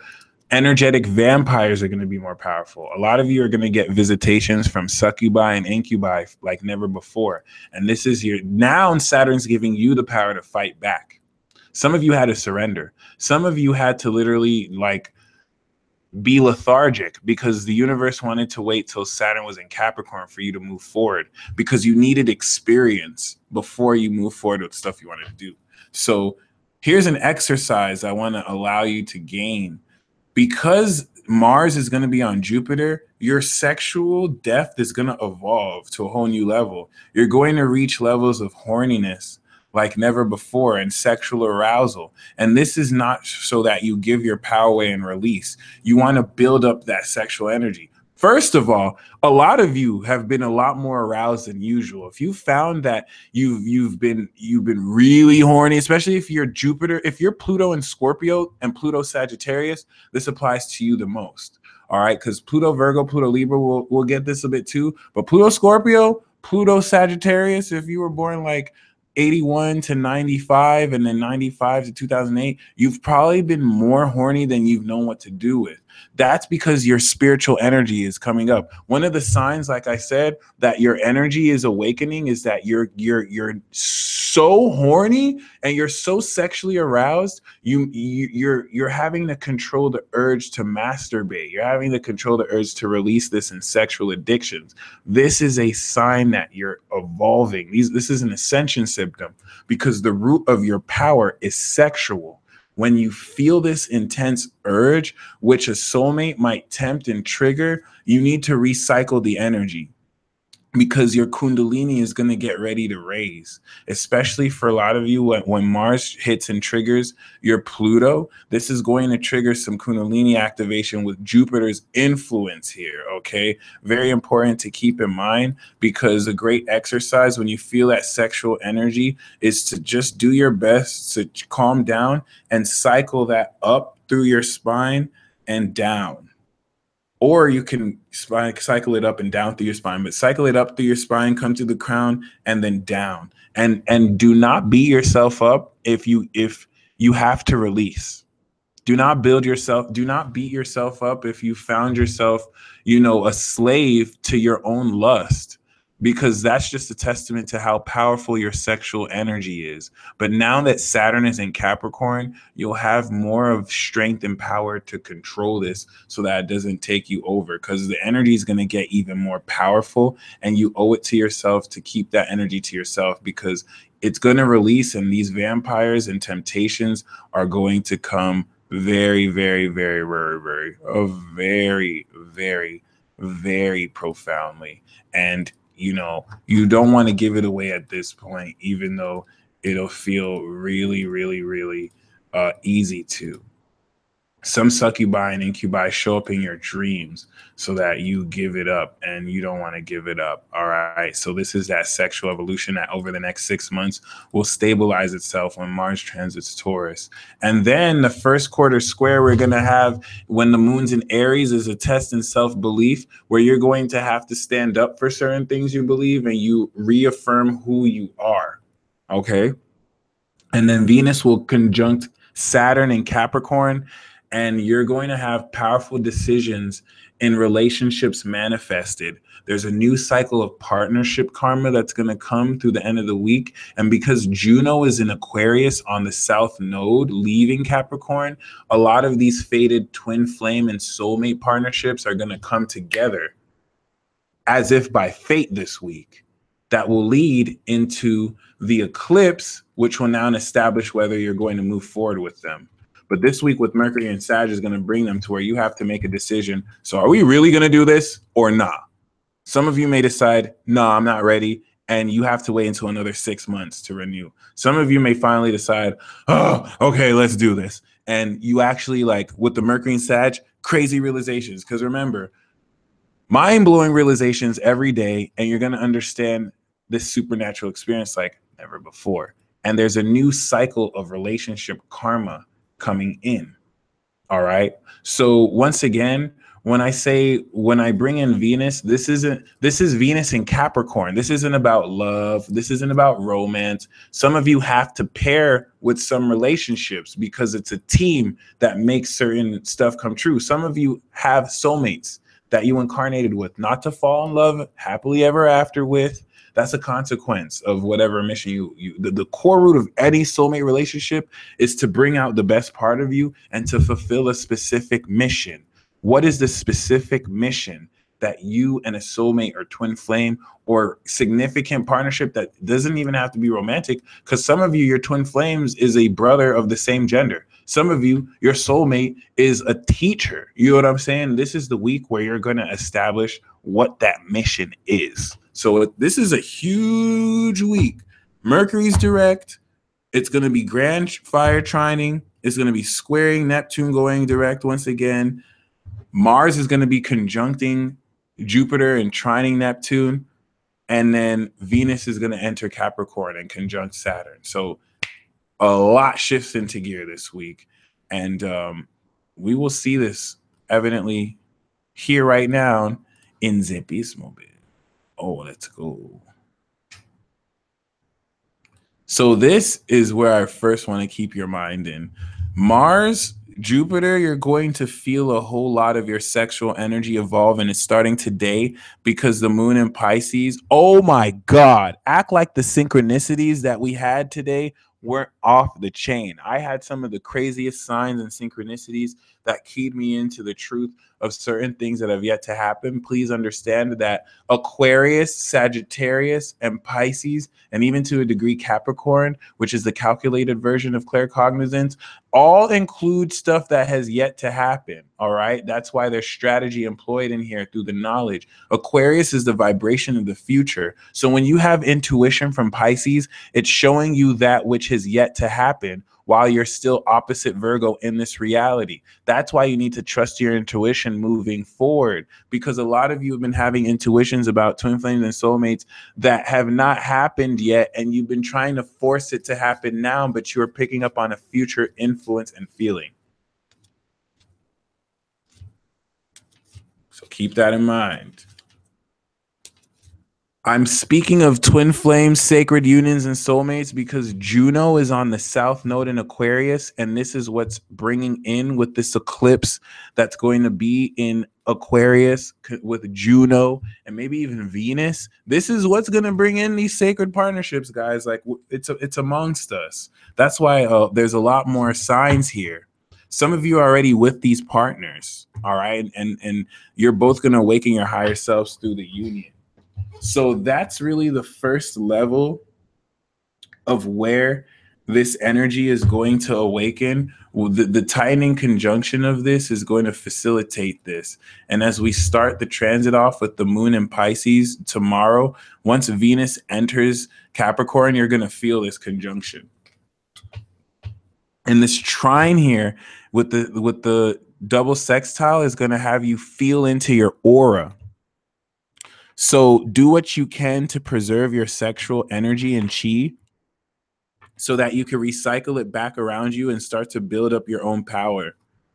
As the vampires will now come and take it once the moon comes in Aries, and you now have to really fight for your own boundaries. This is the first quarter square, the test of belief. And Aries and Capricorn is going to utilize that Uranus Pluto square, where you have to really clash with those who may really ridicule your character because you believe certain things. And it's not about what you believe, it's about, do you stand up for yourself? Because some of you may get respect for believing in something that is not really the most recognized, but if you stand up for yourself, you'll have respect just for that. That's the purpose of this clash. Do you fold under pressure, or do you stand up for yourself? Okay, because through this challenge, you're going to come in to very profound meaning. Now, mind you, this is the first couple of days where you want to make this initiation towards believing. This is where Neptune's going to ask, do you believe in the unseen? Do you believe in the true spiritual, or are you going to compromise? Do you just believe in what you see that's real? If you believe, bam, you're first tested with the moon in Aries. And then once the moon's in Taurus and starts to trine a lot of this energy here, while this energy starts to trine and perfect, and Mars makes a perfect trine here, you're going to be seeing a lot of this ground into physical reality.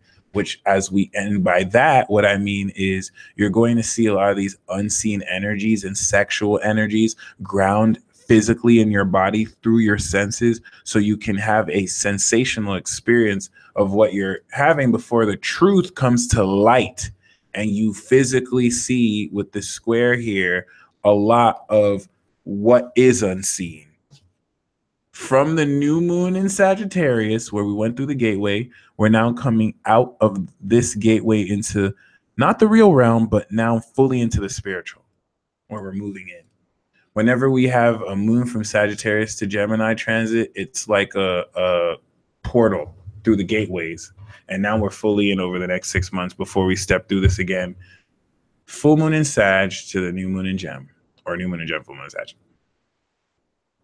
So yes, this is how we end the week off. Whenever we have weeks that are mutable, we're starting with the moon in Pisces and ending with the moon in Gemini. Your perspective is about to be hella shifted because you're going to see things in new ways based on seeing with your new eyes, your sexual feelings, sensations, and now the decisions you'll be ready to make. The reason why this is all systems go is because from 0 degrees to 1 degree is the moderators strapping you in to the seat belts.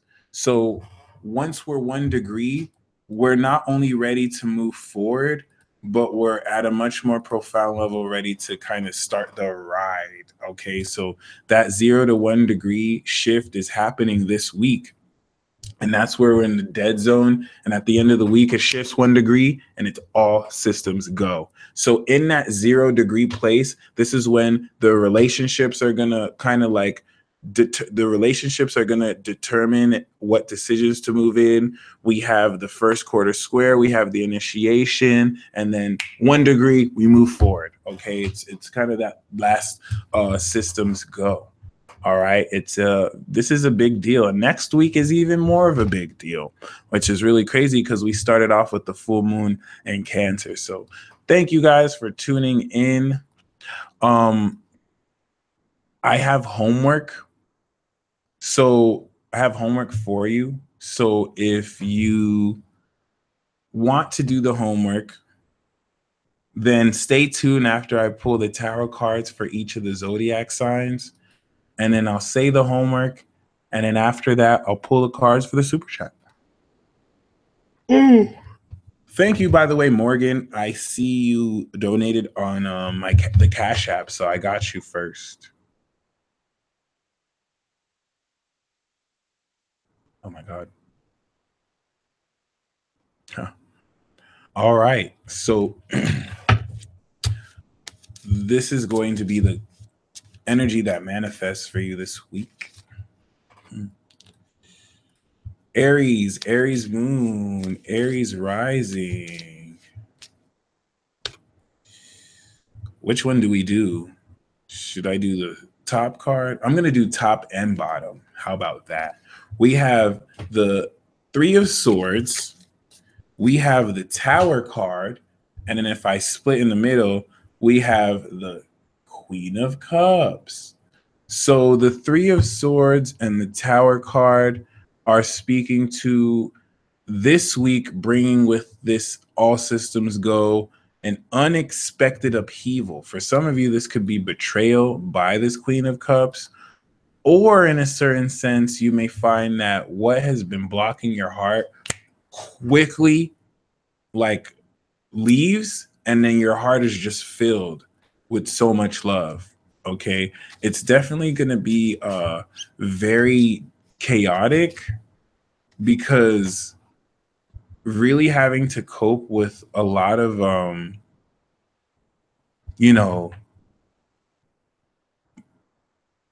this radical unpredictable energy. I kind of see the Queen of Cups as someone that could help you really like cope with this. It's just really something unexpected. But the Three of Swords is talking about cutting through blockages. So that's it's kind of like getting a shot, and then you have the Queen of Cups. It's like, see, it's okay, don't worry. So then we have Taurus moon, Taurus rising, and Taurus. We have the Page of Wands. We have the Chariot card. And then to split the deck, we have the Six of Swords.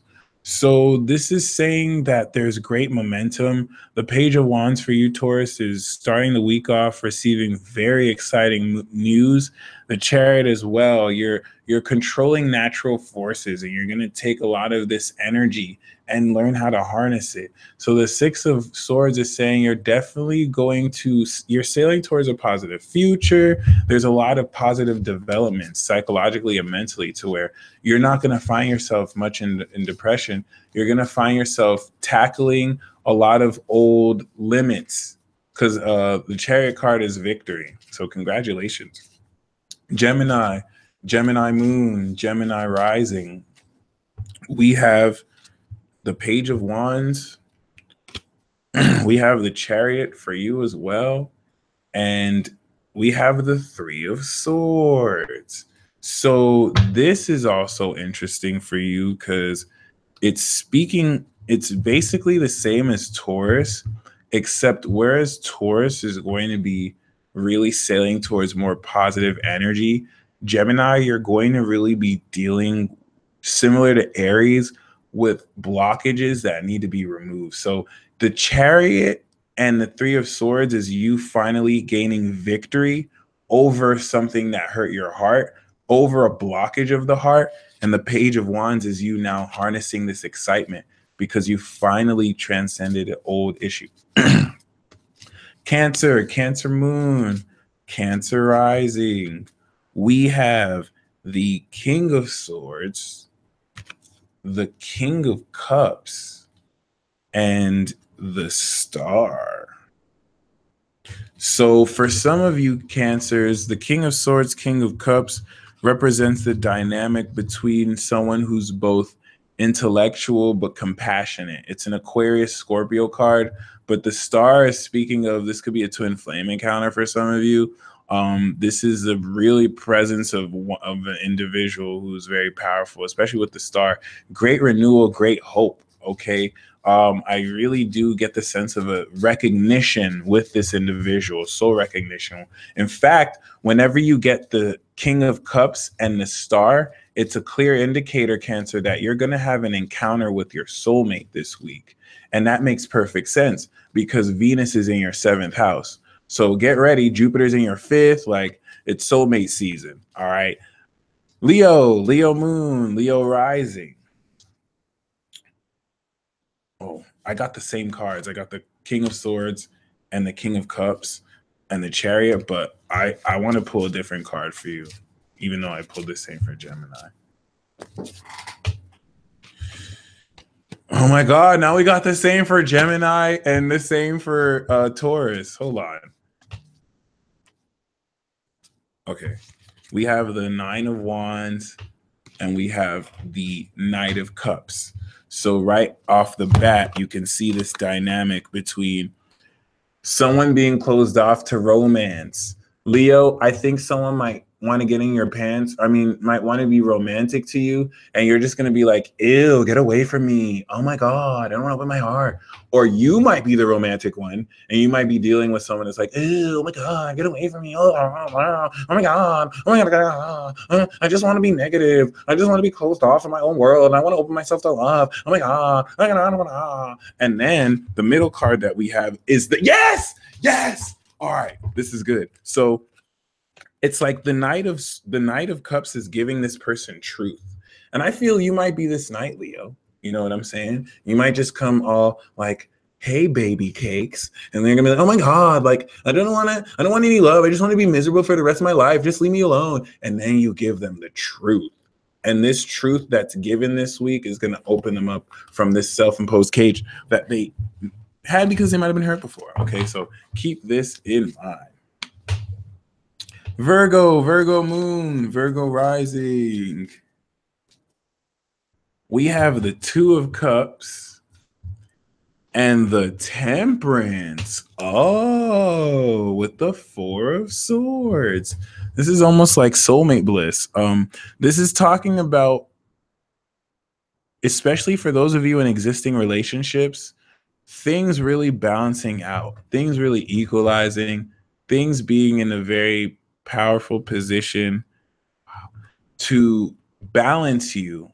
The Temperance card is a yin yang card where it's like you and your partner are going to really feel into how you complement each other and start to balance each other's lifestyle.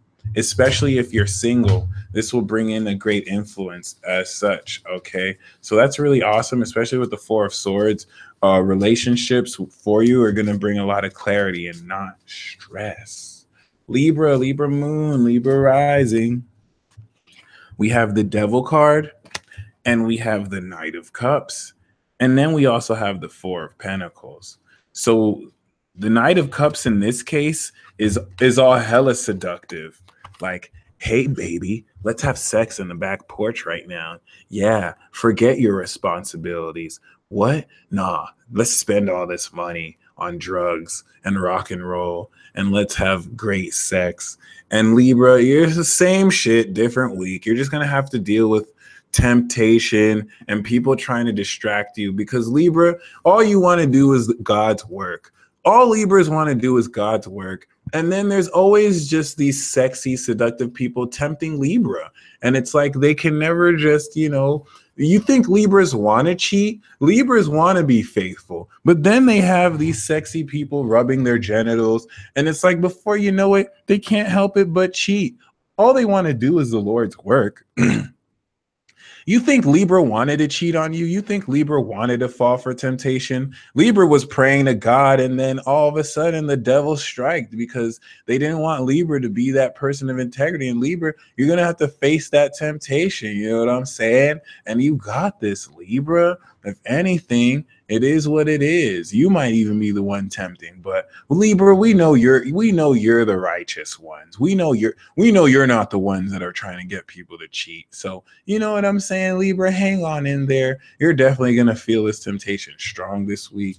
And it is what it is. It is what it is. I think you guys might have both balance on the scales because it's going to be a lot of grounding with this Four of Pentacles.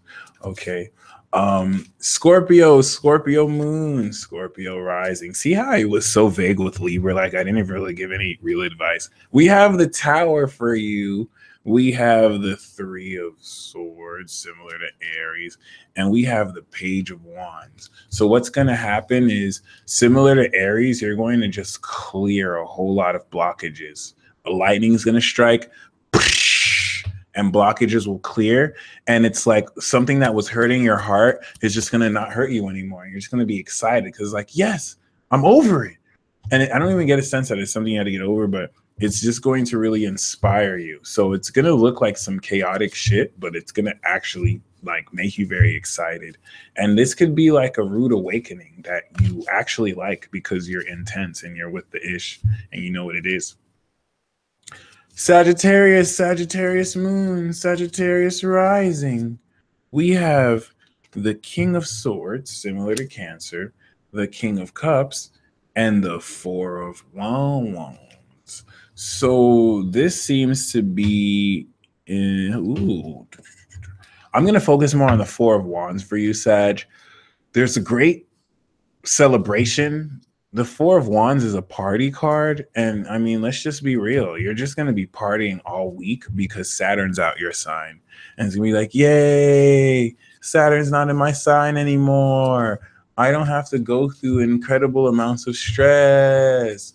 No more melancholy. I'm going to throw a party. Yay! Capricorn rising, Capricorn moon. We got the Judgment. We got the Eight of Swords. And we got the Chariot. So let's break this here down. Let's get her done. We'll do this in order. Capricorn, you're going to have an awakening this week. And this awakening is just going to rid you of all the shackles. Hell, you might even be this Plutonian influence here because Pluto is in Capricorn. So this awakening can come through you. And it's like complete, you know, someone who's been blind, they're not going to be blind anymore. And this is talking about from this Judgment card, you're going from an insecurity to full confidence. Something you were blind about, you're not going to be blind about no more. You're going to be sailing forward. And this is going to be a great awakening process. And it has a lot to do with Venus shifting in your sign. Okay. Get her done. I don't know why I keep saying that. Okay. Aquarius moon, Aquarius rising. We have the Moon in Aquarius card, the Seven of Swords. We have the Aquarius card, the King of Swords. And we have the Sun in Virgo card, the Eight of Pentacles.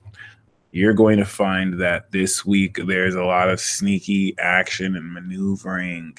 And this is because, Aquarius, you're working on some very interesting projects in your life.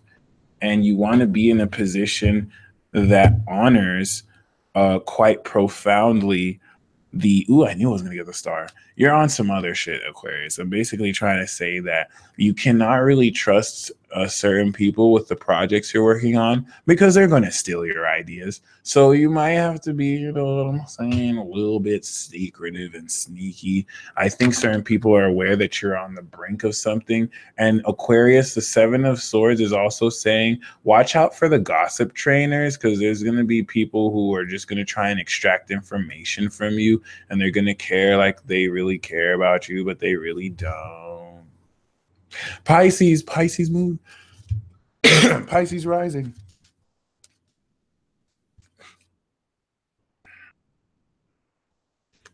I got this too.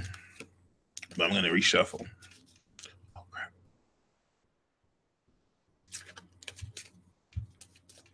I'm developing obsessive compulsive behavior behind the synchronicities I see. And I love it. Aquarius, I'm just joking. Pisces, we have the 10 of Cups. See, I got you. I'm going to shuffle the cards that you're going to like. We have the 5 of, oh shit. Okay. We have the 5 of Pentacles. We have the 10 of Cups. And we also have the Lovers. Woo! Come on down. Dun-dun-dun, dun-dun-dun, dun-dun-dun, dun-dun-dun, dun-dun-dun, dun-dun-dun. Pisces, this is saying that you have a soulmate connection with someone so profound that it doesn't matter if both of you have $0 left to your name. In some ancient traditional decks, the 5 of Pentacles is a lover's card. So the fact that we hit the jackpot with you, soulmate, meow, soulmate alert, meow, meow, meow, meow. Pisces, you're going to connect with a sacred soulmate you've had multiple lifetimes with. Venus will be in your 11th house. This is definitely talking about blissful soulmate love that you're going to fully explore. Single Pisces may not be single anymore. And congratulations. I am totally jealous, but hey, you deserve it. All right. Hey, you never know. It really is more or less going to illustrate. Forget about it, but it's going to illustrate more the reality of the connection. Because Pisces, you actually have the greatest awareness of the spiritual connections you have with certain people. It's other people that are having to catch up to you in Aquarius, actually. And the card that I have for everyone is the Sun. So this week is going to bring with it for everyone a lot of happiness, a lot of enlightenment, and a lot of light to move forward. Okay. I also have the Ace of Cups, and I also have the 3 of Swords. So the Sun card and the Ace of Cups is newness that's going to really heal a lot of your hearts. And this is going to really key you in with this Venus conjunct Saturn, a lot of new love or new feelings opening up with people. So this is why a lot of relationships are going to move forward. All right. Whereas before they were just there. See, Venus and Scorpio and Venus and Sagittarius brought them in focus. So they were in your vicinity. And now with Venus and Capricorn, it's going to move forward. Okay. So yeah. Now, before I pull the super chat, I'm going to let y'all know the homework. First of all, I would like you to I'd like you to check out the 33-day ritual. Look at the 33-day ritual Q&A. If you haven't done the 33-day ritual, just type in 33-day ritual Q&A for the instructions on how to do so. But my homework for you is to establish contact with an extra dimensional entity. You either believe it or not. This is your initiation. Your homework is to establish, once again, contact and connection with a higher entity. The contact I'm going to use is Neptune. So I'm going to be working personally with Neptune, and I'm going to do the 33-day ritual in order to establish my initiation with Neptune. I am now fully going full fish tard. The moon is on Neptune and Pisces. So I'm going to work. It's a divine magic initiation to where if you work with Neptune, you may go a little delusional because Neptune's going to dissolve the realms of reality in the spiritual realm. A Neptune initiation will help you understand the spiritual realm. If you do a Uranus initiation, it's going to give you, it might make you a little crazy because it's going to just give you lots of quantum realizations. I suggest you just do one, because if you do more than one outer planet, it's going to be really stressful. The equivalent to doing more than one higher entity is the equivalent of taking like a 40 credit course in a semester. You're going to be overloaded. So I'd rather you just do one. If you want to do more than one planet, then I recommend you do one outer planet and one personal planet. So you can do like Neptune and Venus. but I wouldn't necessarily do Neptune and Uranus. That's like double majoring in like law and medicine. And it's like, oh my gosh, you're going to be ripping your head off because you have so much coursework. So I recommend you just, do one higher being.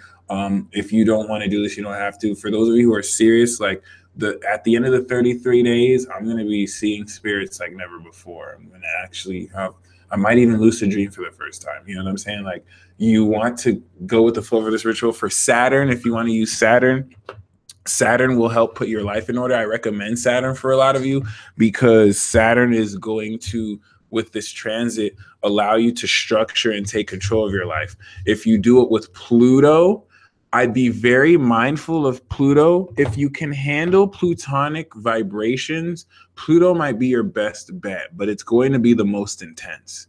Even though I'm not ready to handle Pluto, Pluto will strip away everything to where the only thing that's left in your life after this 33-day ritual is only that which is real. Okay. Pluto is going to be the most pure one for those of you who are already Plutonian. You can handle it. Okay. Once again, Jupiter is going to be the most fun. If you want to do Jupiter and its initiation will definitely be a 33 days to enrich more of your happiness, and you'll be engaging greater philosophical ideas, which in Scorpio will help you learn psychologically how to share energy. Okay. And then any of the personals, that's your own personal experience. And, once again, like if you want to do more than one outer planet, you can.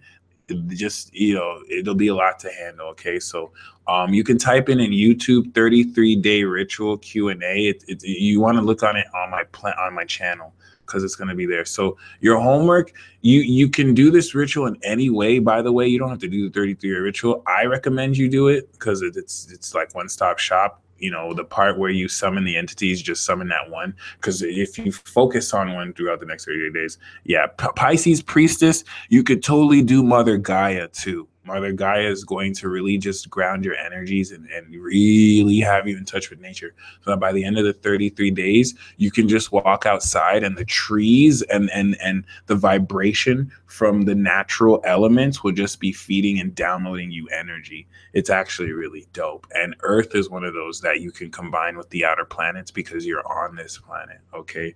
Now, for example, I don't have to do Saturn because my moon's on Saturn. I don't have to do Mercury because Mercury's on my rising. I don't have to do Venus because Venus rules my chart. So that's automatically going to be done with me. I have Uranus and Neptune on my moon, so I don't really need to do those. You know what I'm saying? Like some of you are like this too, and this will let you know how you're going to kind of do it anyway. So you don't have to focus on it because you already kind of have the energy. So once again, this is just homework for you to establish. This doesn't have to be an outer planet too. Some of you can decide to connect with Apollo. Some of you can connect with Lucifer. Some of you can connect with Archangel Michael. Some of you can connect with Aphrodite. Some of you can connect with the flying spaghetti monster. Some of you can actually connect with a made-up entity that you have a spiritual connection with, just to embrace the abstract quality of how non-linear all of this is, but how it still exists. That's the point of this homework. Okay, so a lot of the spiritual higher selves, I recommend both of you, the higher entity to come through is, of course, your higher self. So when you start this initiation, you want to come to this higher entity with a request, something, the purpose of the initiation. Ruka Haiku, for example, which entity will help overcome fear? You can come to any entity with that, but make sure it's not an entity you don't know, but it's one that you trust. You know what I'm saying? Which, if you need to gain that trust, you can. Every single planet will help you with fear, but they're going to do it in different ways. Jupiter will help you believe in yourself. Pluto will make you go through the most intense stuff to where you have no choice but to, Pluto and Saturn will put you directly in front of the fear. So you learn through your fear with Mars by going through it. Jupiter will help you believe in yourself. Venus and the moon, might help you feel better about it. So definitely keep that in mind. Okay. quantum snowflake, that's the whole point of this initiation, because after this you're going to gain discernment with Saturn and Capricorn. So you develop your own relationship with these beings, and you won't have these people finessing you on YouTube videos and movies talking about Archangel Michael told me this, when they goddamn well don't channel no Archangel Michael or no Archangel Chamuel, because not everyone who deals with spirits really deals with these spirits. And I'm giving you and opening up the opportunity for you to make for you to personally make the decision, everyone, to actually walk down this same path. Okay. Aphrodite is not Venus, although she has been syncretized as such. Great question. All right, I'm going to get into the super chat now. And I still invite you to do this breathing exercise where you breathe in satisfaction and you breathe out gratitude. Remember, what you seek is seeking you, and it's seeking you fervently, so never give up. I'm going to start actually with Morgan Best. Thank you, Morgan Best, for the donation. We have the Two of Pentacles. The Two of Pentacles is speaking of your ability to stay productive and following your instincts and not necessarily letting emotions get in the way of your productivity. All right. Student, thanks for the donation. Student, we have the Three of Cups. The Three of Cups is signaling great celebration and positive experiences and unions that come as a result of you succeeding in a lot of what you've worked hard to succeed in. Okay. Chad Taylor, nice to see you're slowly coming into your godhood. Very inspiring to see. We have the Queen of Cups. The Queen of Cups is a high priestess and a psychic goddess who's going to help you step into this God consciousness, because she'll help give context for the feelings that may be hard to sense, as she represents your other half in a certain sense too, and there's deep feelings of love for you. Congratulations. KB Shane, we have the Star card, and I know you're with an Aquarius, so I think this is a deeper soulmate recognition, but the Star card is saying great abundance and great renewal. You're going to definitely be very, very, very, very happy, okay? Chad Taylor, you know I got you. The peace dealer, don't be pulling no inaccurate cards, so you better enjoy that Queen of Cups, all right? Khalil Lewis, how's the love life looking like? Let's see.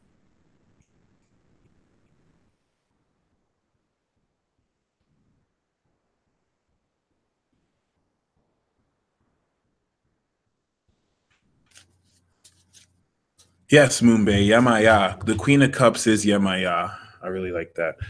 Khalil Lewis, we have the Four of Wands. Your love life is looking great. This is you and your soulmate celebrating each other. And I see this as a reunion card too. So if you're single, there's going to be serendipitous moments that allow for the reunion of such to occur. And this is going to be, of course, very awesome. The love life is definitely going to be looking amazing for you. Brianna Desroches, we have the Two of Cups. So you're definitely going to be connecting deeply in love with a soulmate. If you're in a relationship, this is talking to even deeper feelings being expressed. If you're single, you're going to connect with someone where the love is mutual, a soulmate. Okay. Ruth Cole, we have the High Priestess. The High Priestess is saying that your intuition, the intuitive synchronicities you've had, your dreams are guiding you towards a sacred revelation that other people may not be privy to. Your intuition is 100% right, and you can trust it, and it's going to continue to reveal a whole lot more. Sonia Sandhu, we have the World. The world is talking about great completion. A new guy just started talking to me. Can you tell me if it's worth talking to him? He lives far, but it is worth it because both of you complete each other, Sonia. So you might both be soulmates who clear each other's karma and can just finally enjoy each other. Okay. King John. We have the Knight of Swords. So you have to understand that man's is not hot. And when the Knight of Swords rushes into your life and tries to actually, you know what I'm saying, try and ask you if man's is hot, you gotta tell him man's is not hot though. You know what I'm saying? And the Knight of Swords is saying there's gonna be a rushing of stuff, but it's probably like a Gemini. It's actual somebody who's gonna come through and be like, "Are you hot, man's?" And you're gonna be like, "Man's not hot." And it's gonna be like, "But you look hot. You look really hot." And you're gonna be like, "Man's not hot. I'm not hot. I'm not hot." And it's gonna be like, "Take off your jacket." And you're gonna be like, "I'm not hot. Man's not hot. Man's not hot." And yeah, you know what I'm saying? This might be someone that you actually connect with, though. That they're like you, but they just think a lot faster, and you'll definitely have a good connection with them. All right. The chick P83. We have the star for you, renewal, and a lot of happiness, which is going to really restore your faith. Look to a miracle that occurs that will really, really, really, really, really, really inspire you. Okay. Licto 13, happy Jupiter return. We have the Queen of Cups. Your capacity to feel is going to be awakened so much deeper, and you're going to master your psychic ability and how you feel and understand your feelings with this Jupiter return. Brown Brujita, I have a card for your mother. And the card for your mother is the Queen of Wands, saying that the exuberance of her passion is charismatic and contagious. And the more that she expresses forth her charisma, the more popularity she's going to gain. There's a lot of people who like that, and it's going to really help, garner a lot more. Oh, no wonder that she's a Leo. So she's working the Leo, and it's going to really light people's worlds up. All right. Aaron Orion. We have the Four of Wands. So Aaron, there's going to be a very powerful serendipitous reunion for you, especially if there's any parties that you could use to that parties you may be invited to. This is going to be a festive week that you can enjoy. So the Four of Wands is definitely positive and great for you. Okay. Aura Love, ready for the blockages to get blown up with C4. Whoa, be careful what you wish for, because we got the Tower. So all your blockages are going to get blown up with C4. So I hope you're ready, because that's exactly what's going to happen for you. Okay. Jazzy Q, what do I do to let go of my ex? We have the Two of Swords. So you definitely want to, you're welcome. I'm so glad I could pull that for you. You definitely want to respond a lot, mentally. It's okay if your ex is on your mind because they're thinking about you too vaguely. But what you want to do is close yourself off from, don't feel like you have to make a decision before you're ready. The Two of Swords is saying, allow yourself to be mentally ruled and not emotionally ruled. It's the card of release, actually. And going cold turkey won't hurt. But what you want to do to let go is to just kind of relax your mind and don't feel like you have to get your ex out your mind. Just kind of let the thoughts flow through. IMP, we have the Queen of Wands for you. 2018 is going to bring forth a Leo, Aries, or Sag who's going to really challenge greatly how passionately you can match her fire. This is so that she can bring out more of this exciting part within you.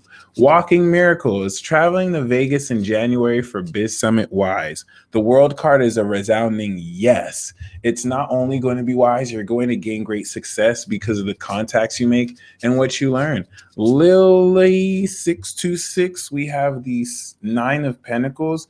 And the Nine of Pentacles is talking about you gaining financial independence through your discipline. You're going to see your hard work pay off this week as you really have a lot more money to spend on yourself. Congratulations. Julie, we have the Sun card for you. The Sun card is encouraging a lot of happiness that you're going to come into this week, like I pulled for everyone, and it's going to be very central to the feelings that you experience. So congratulations. The cards that we have for you are the Two of Cups. So the message that the cards have tonight is to embrace a soulmate relationship.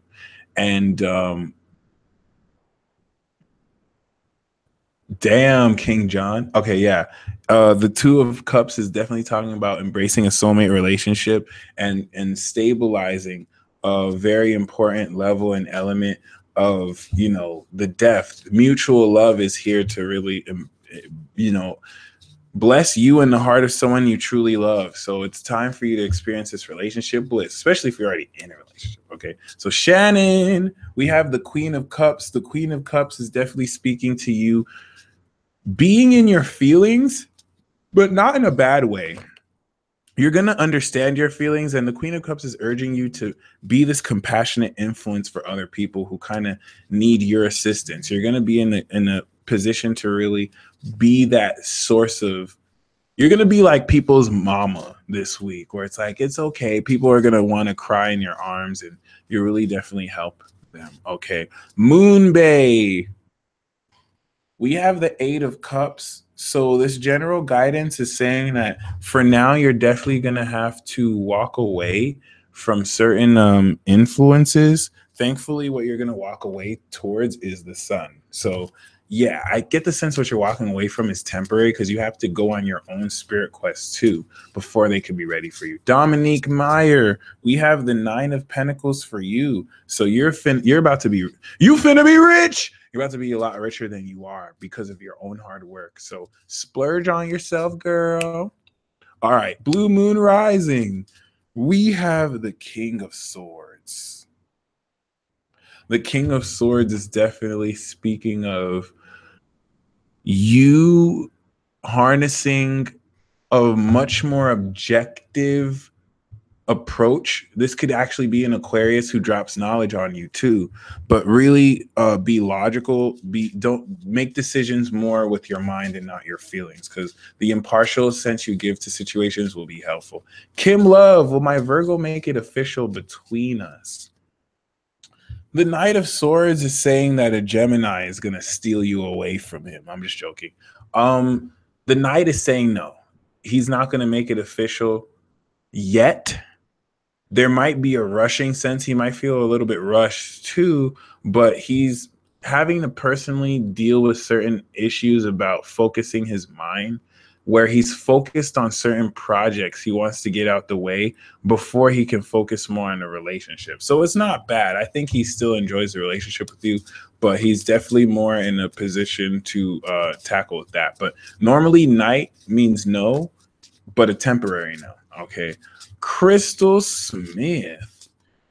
Unless if a Gemini does steal you away, then, you know, that's how we do it, is what it is. No, I was joking. Crystal Smith, we have the Star. So the Star card is definitely speaking about you having certain dreams come true. You're going to experience a miracle this week that's just going to make you be like, oh, wow.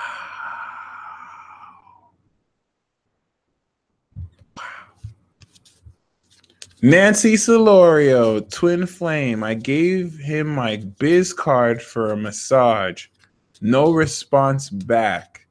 Did I scare him away?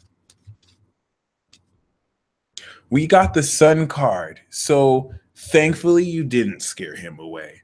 Actually, what you did was perfect. You now gave this person an opportunity to contact you. So the Sun card is actually speaking to fruitful news. I think you might actually hear from this person, and it's going to open up happiness. If not, the Sun card is saying you're still going to be happy. So something's going to happen where you're going to be happy. But if it's an answer to your question, you did not scare him away. I think this is the right move, and congratulations. Okay. Kiyu Mad Kick, a card for love, Saturn transiting my first.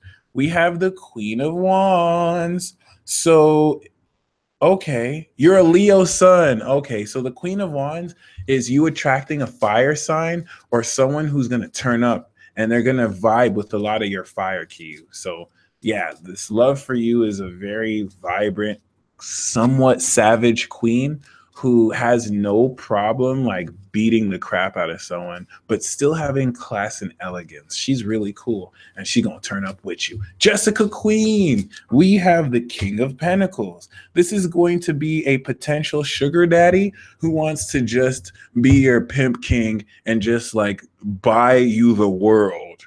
Just be like, Jessica, what? What? I got you. What?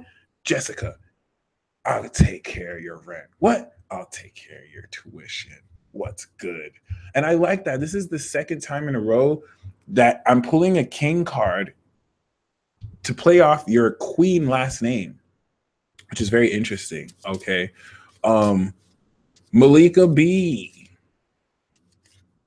Which, by the way, is it because y'all tell me if I'm wrong for this? I have my Venus in Taurus and Moon in Cap, so I feel like.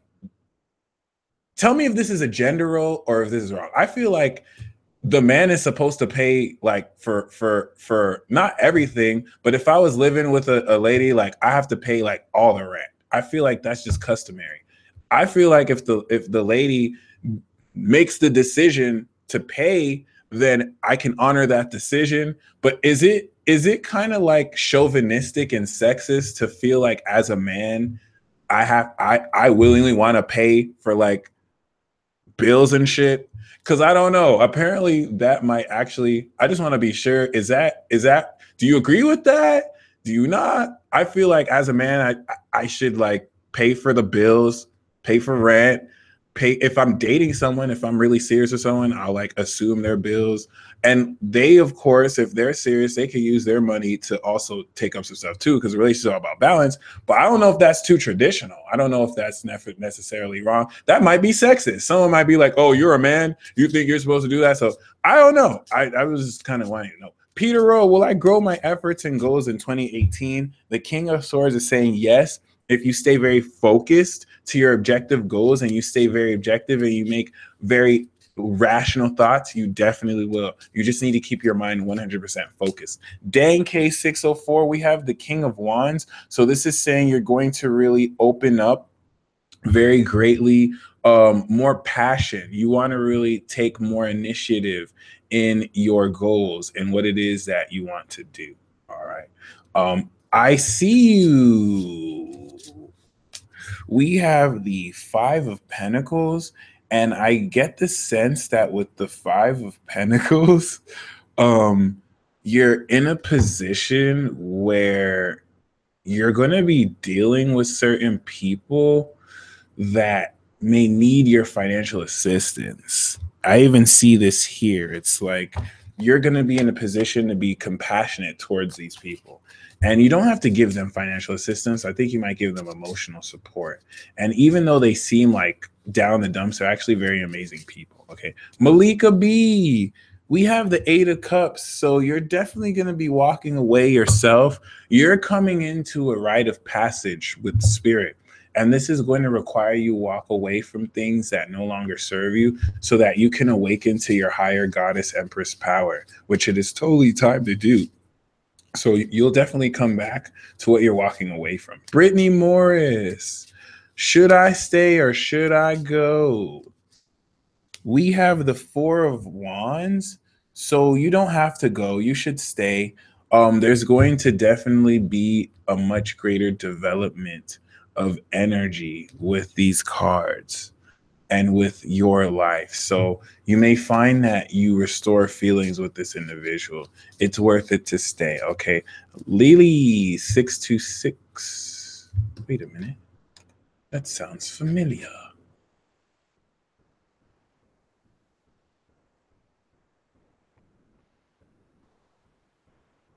Aha. That is why.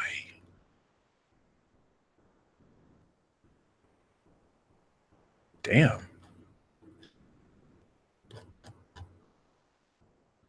Sharon.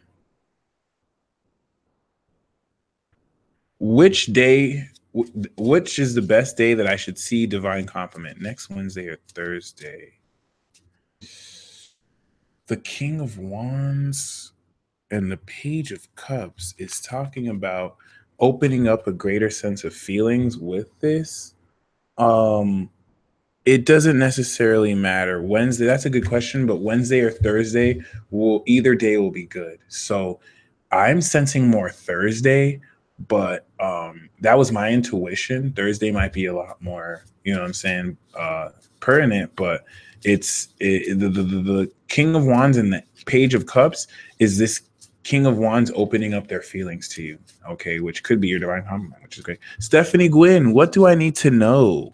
We have the 10 of Swords, which is saying the end of a difficult situation is over. There's been old past pain and hurt that you've carried with you that you're finally going to transcend and be over with as you move into the next stage of this chapter, okay? Larry, we have the Eight of Cups. The Eight of Cups is talking about walking away and experiencing certain disappointment when it comes to love. But Larry, guess what?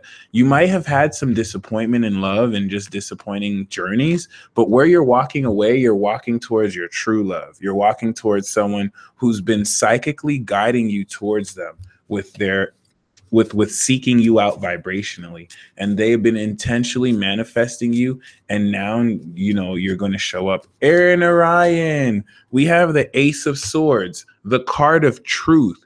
You're psychic as fuck. Holy shit, excuse my language, but you said truth and I pulled the card of truth. Jeez, that's amazing. That's really amazing. So you carry this sword of truth, and if that's what you're wanting, it's going to show itself, and you can carry that sword, and it's going to give you great victory and epiphanies. All right. Jules Kane, thank you very much for the donation. We have the Empress. This is abundance. This is beauty. This is the Empress herself coming to take you by the hand and really guide you along the path of emperorhood. I get the sense that you're going to really gain a lot of wealth because the Empress is the manifestation of wealth. And I'm looking at abundance, Little Miss Abundance. So abundance is coming your way right now, and it's going to last too. So that's also great to see. Monique Muniz, we have the Two of Wands, which is talking about you stepping into a greater level of success. You want to really take this time to really embrace how you've ascended to this level. And you really want to map out where your place in the world is. Really see if your goals now have changed compared to what they were in the past. All right. Mandy, hey, when will my health be 100% so I can go out and live? We have the Fool card. Great. Is it about cycles? This is a great question, Mandy. The Fool card is saying you can go out now. You want to have an open mind. The Uranus energy is indicating that by April, and once we step into this new year and cycle, you'll be in a much better position to really go out. But the Fool card is embracing go out now. All right.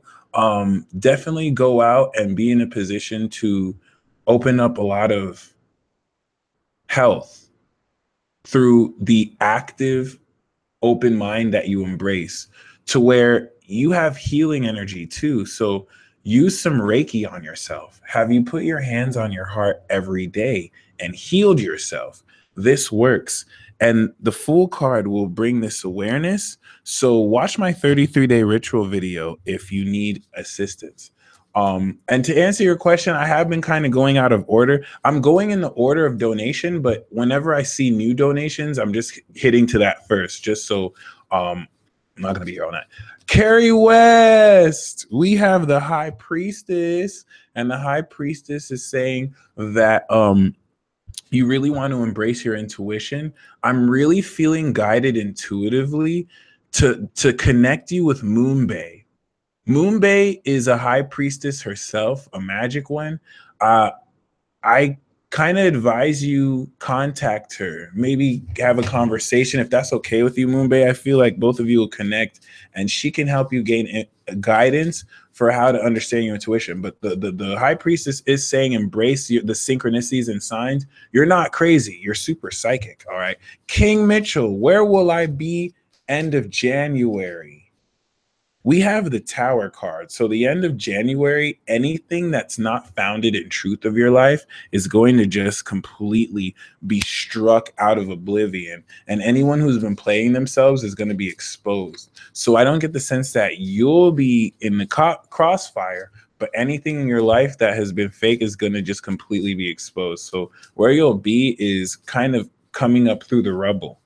All right, but I don't think it's bad at all. Peter roll 2, we have the Strength card. Peter, this is saying that the influence of this very sexual kin is going to rev your world, and it's going to create for a lot of sexual fun and have you embrace your strength. You're a lot stronger than you realize.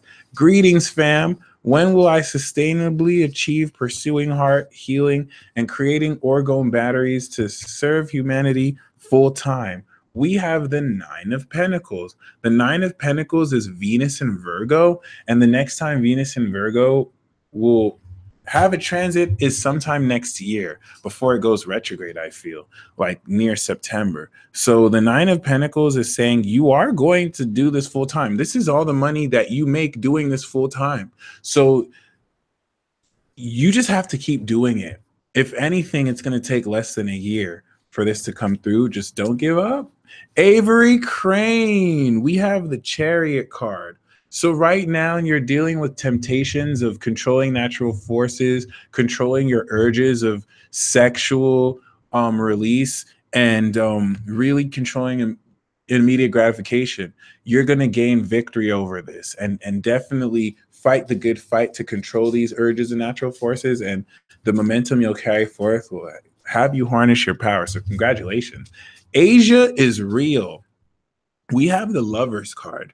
So you may have to really engage in some romantic situations to help guide you with money. And it's a certain soulmate that will help you with money, because the alignment of your mind and heart through love and romance and sex is going to establish a greater focus and align you more creatively, so you have the right passion when it comes to engaging this energy. Mary Jane 1340, the Sun card is talking about great happiness, clarity, and illumination that's going to bless you moving forward. Congratulations. Beck Star 2001, we have the Ace of Cups. The Ace of Cups is going to be brand new love in your case, and an open flow of feelings that open up your heart like never before and encourage you to develop new spiritual talents. Annie, thanks for the order, by the way. We have the Death card. The Death card is signaling transformation that you felt coming a long time. It's the transformation of your psychic ability too, through a lot of these challenges that are finally going to just shed. So this is going to be a finer layer of the onion shedding for you too. Luna Tarot readings. The card we have for Tim is also the High Priestess. Tim is ignoring the voice of his intuition because it's showing him stuff that he cannot unsee. So the more he embraces it, the better. Okay. And this is going to be a series of deeper psychic revelations that will really open up even greater. Okay. Goddess adorned. We have the Chariot. So you yourself are also going to march towards victory. There's triumph to be gained from the work you've done to control your natural forces. All right. And this is definitely going to be powerful for you. It's Miss Kayla. We have the Four of Wands. So I advise you throw a party and have a lot of gratitude, because there's going to be a very spiritual connection and reunion, maybe with the soulmate as well. This is going to be very powerful, and your intuition will lead you here. So congratulations. All right. You'll be celebrating your accomplishments. Mika, we have the Four of Wands for you too. You're definitely going to be sharing your accomplishments and celebrating them with people who you love and value you, which is going to be awesome. Okay. Parita Patel, we have the Six of Wands. You're going to be marching towards victory. This is definitely speaking of you being in a position to gain praise and leadership because of creative work you've done that will now definitely have you, you know, certain people be like, whoa, that was awesome. You're great. So definitely enjoy that, because this is going to get you notoriety by other people who are important in your society. Unique heartbeat 93. We have the 4 wands to you. What's going down this week? Can y'all invite me to this party that y'all about to have? Like, everyone's getting the 4 wands. This is really awesome, because this is definitely speaking of you also harnessing a lot of this radical and fun energy. And this is just going to happen serendipitously. All right. Shy, I ain't forget about you. All right. How can I advance my modeling career? We have the death card. So if anything, it's going to implement your rising sign. You really want to embrace your Scorpio rising. You really want to transform. There's a transformation Jupiter's facilitating. So how you can advance your modeling career is to really take that part of you that is no longer you and die to it, because I think you're hanging on to the old version of you, and that's dying, and you have to embrace this transformation, which will be a process. And after Scorpio in your first house finishes the transit, you'll be able to harness this. Okay. Chemistry. We have the Page of Wands. The Page of Wands is talking about really harnessing your sense of excitement and receiving exciting news that will inspire you to really rev up this fire and passion. Soul Studio. We have the King of Cups. The King of Cups is a compassionate individual and counseling figure who's going to really confirm something near and dear to your heart that will really help you feel understood. So this is going to be a very important encounter, okay? Diane Nolan, we got the High Priestess. Your Scorpio moon is going to be revealing stuff that's on the level of conspiracy level ridiculous, and it's going to confirm a whole lot of intuition that you've had. Enjoy the sacred revelation and trust every bit of it, because you're going to be gaining insider information on fresh news, just like Aries always do. All right. Luna G, where's the love? It's in the sun. It's in your heart. Radiate it out to start. And this vibrance will lead your love right to you. So the love is in your heart, and you have to be happy. And once you harness this power of the sun, this is what's going to make the love come through in physical form. All right. Astro Dim 7. How is 2017 going to end for me? Any windfalls? We have the 3 of Wands. You're going to see your ships come in. The long-term plans that you've made, you're going to experience them come to fruition, but also you're going to be in a position where you're actually also able to make long-term plans, and it's actually really great. It's enterprising. You're going to feel inspired, like, yes, I know how I'm going to tackle 2018. Justin O'Hara, why am I drawn to this Capricorn? It's because Capricorns are low-key closet witches, and they know how to capture and influence your attention because they always like to be calculating and secretive about what they do, and they specialize in not telling you, and Capricorn women especially, like, they specialize in not telling you little to anything that they do, and then all of a sudden they appear in your dreams and you don't know why. I have the King of Cups. So you're drawn to this Capricorn because she doing juju on you, because that's all they do, low-key witchcraft. No, I'm just joking. But we do have the 4 of Pentacles. I think you're drawn to her because this Capricorn utilizes and brings out your psychic self. She's kind of forcing you to mature your emotions. But really, I mean, if you're drawn to this Capricorn in a paranormal sense, shoot me an email. She probably did some kind of love spell on you, and then she's gonna act like she don't even like you, so that they're masters of seduction. I'm just telling you right now. I might have to get a victim support group for the men and women who've been like plagued like.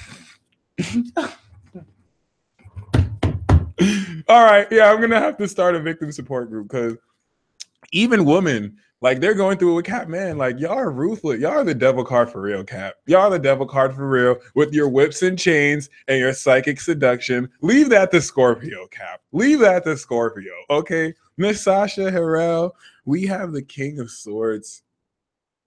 This is definitely speaking of you being in a position to gain a lot of mental superiority, especially from your birthday, because you're going to find that your mind is so sharp. You're in a much better position to express a lot of your thoughts. Okay. And you want to stay objective because that's really what's going to move you forward quite positively. Okay. T. McDougal, the card that I have for you.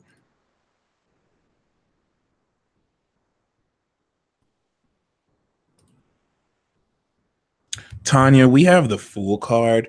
What you have to look forward to in 2018 is that your way will be cleared. 2018 is your adventure. You're going to open up to so much new possibilities, and you just want to enter it with the most open mind and know that the universe fully has your back. Tanya, even as I'm reading this, I feel such an amazingness in my heart. You've been a support for people. You have this great energy in your heart that's going to give you everything you could have ever wanted. So you deserve it, like very much so. Okay. Allergic and Fit, New York, Scorpio or Sagittarius. We got the World, but we got the High Priestess.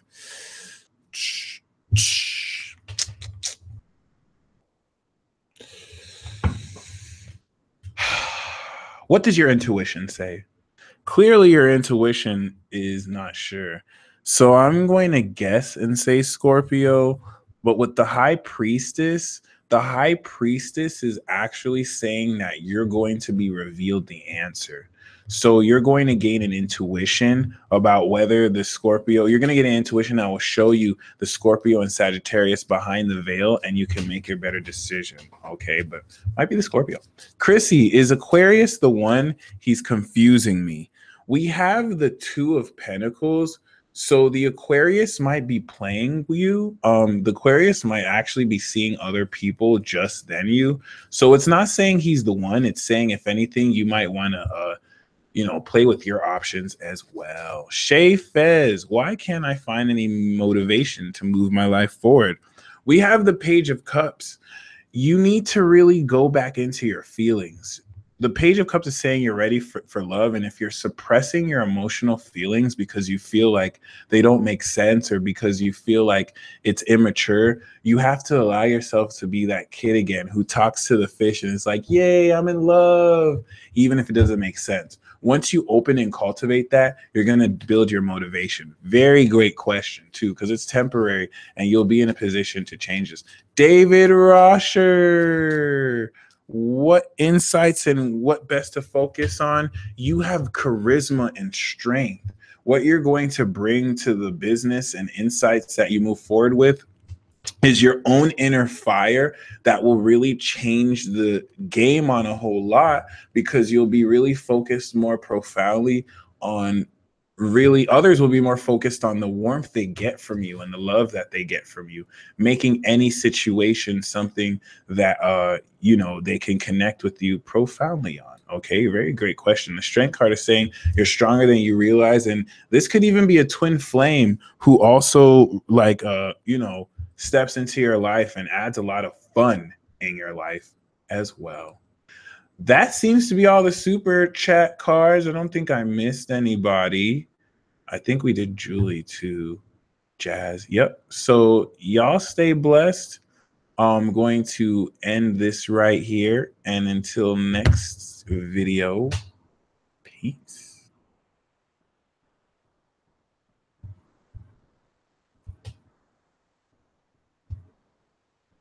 I'm going to end the video. I'm going to end it now. I'm going to end it.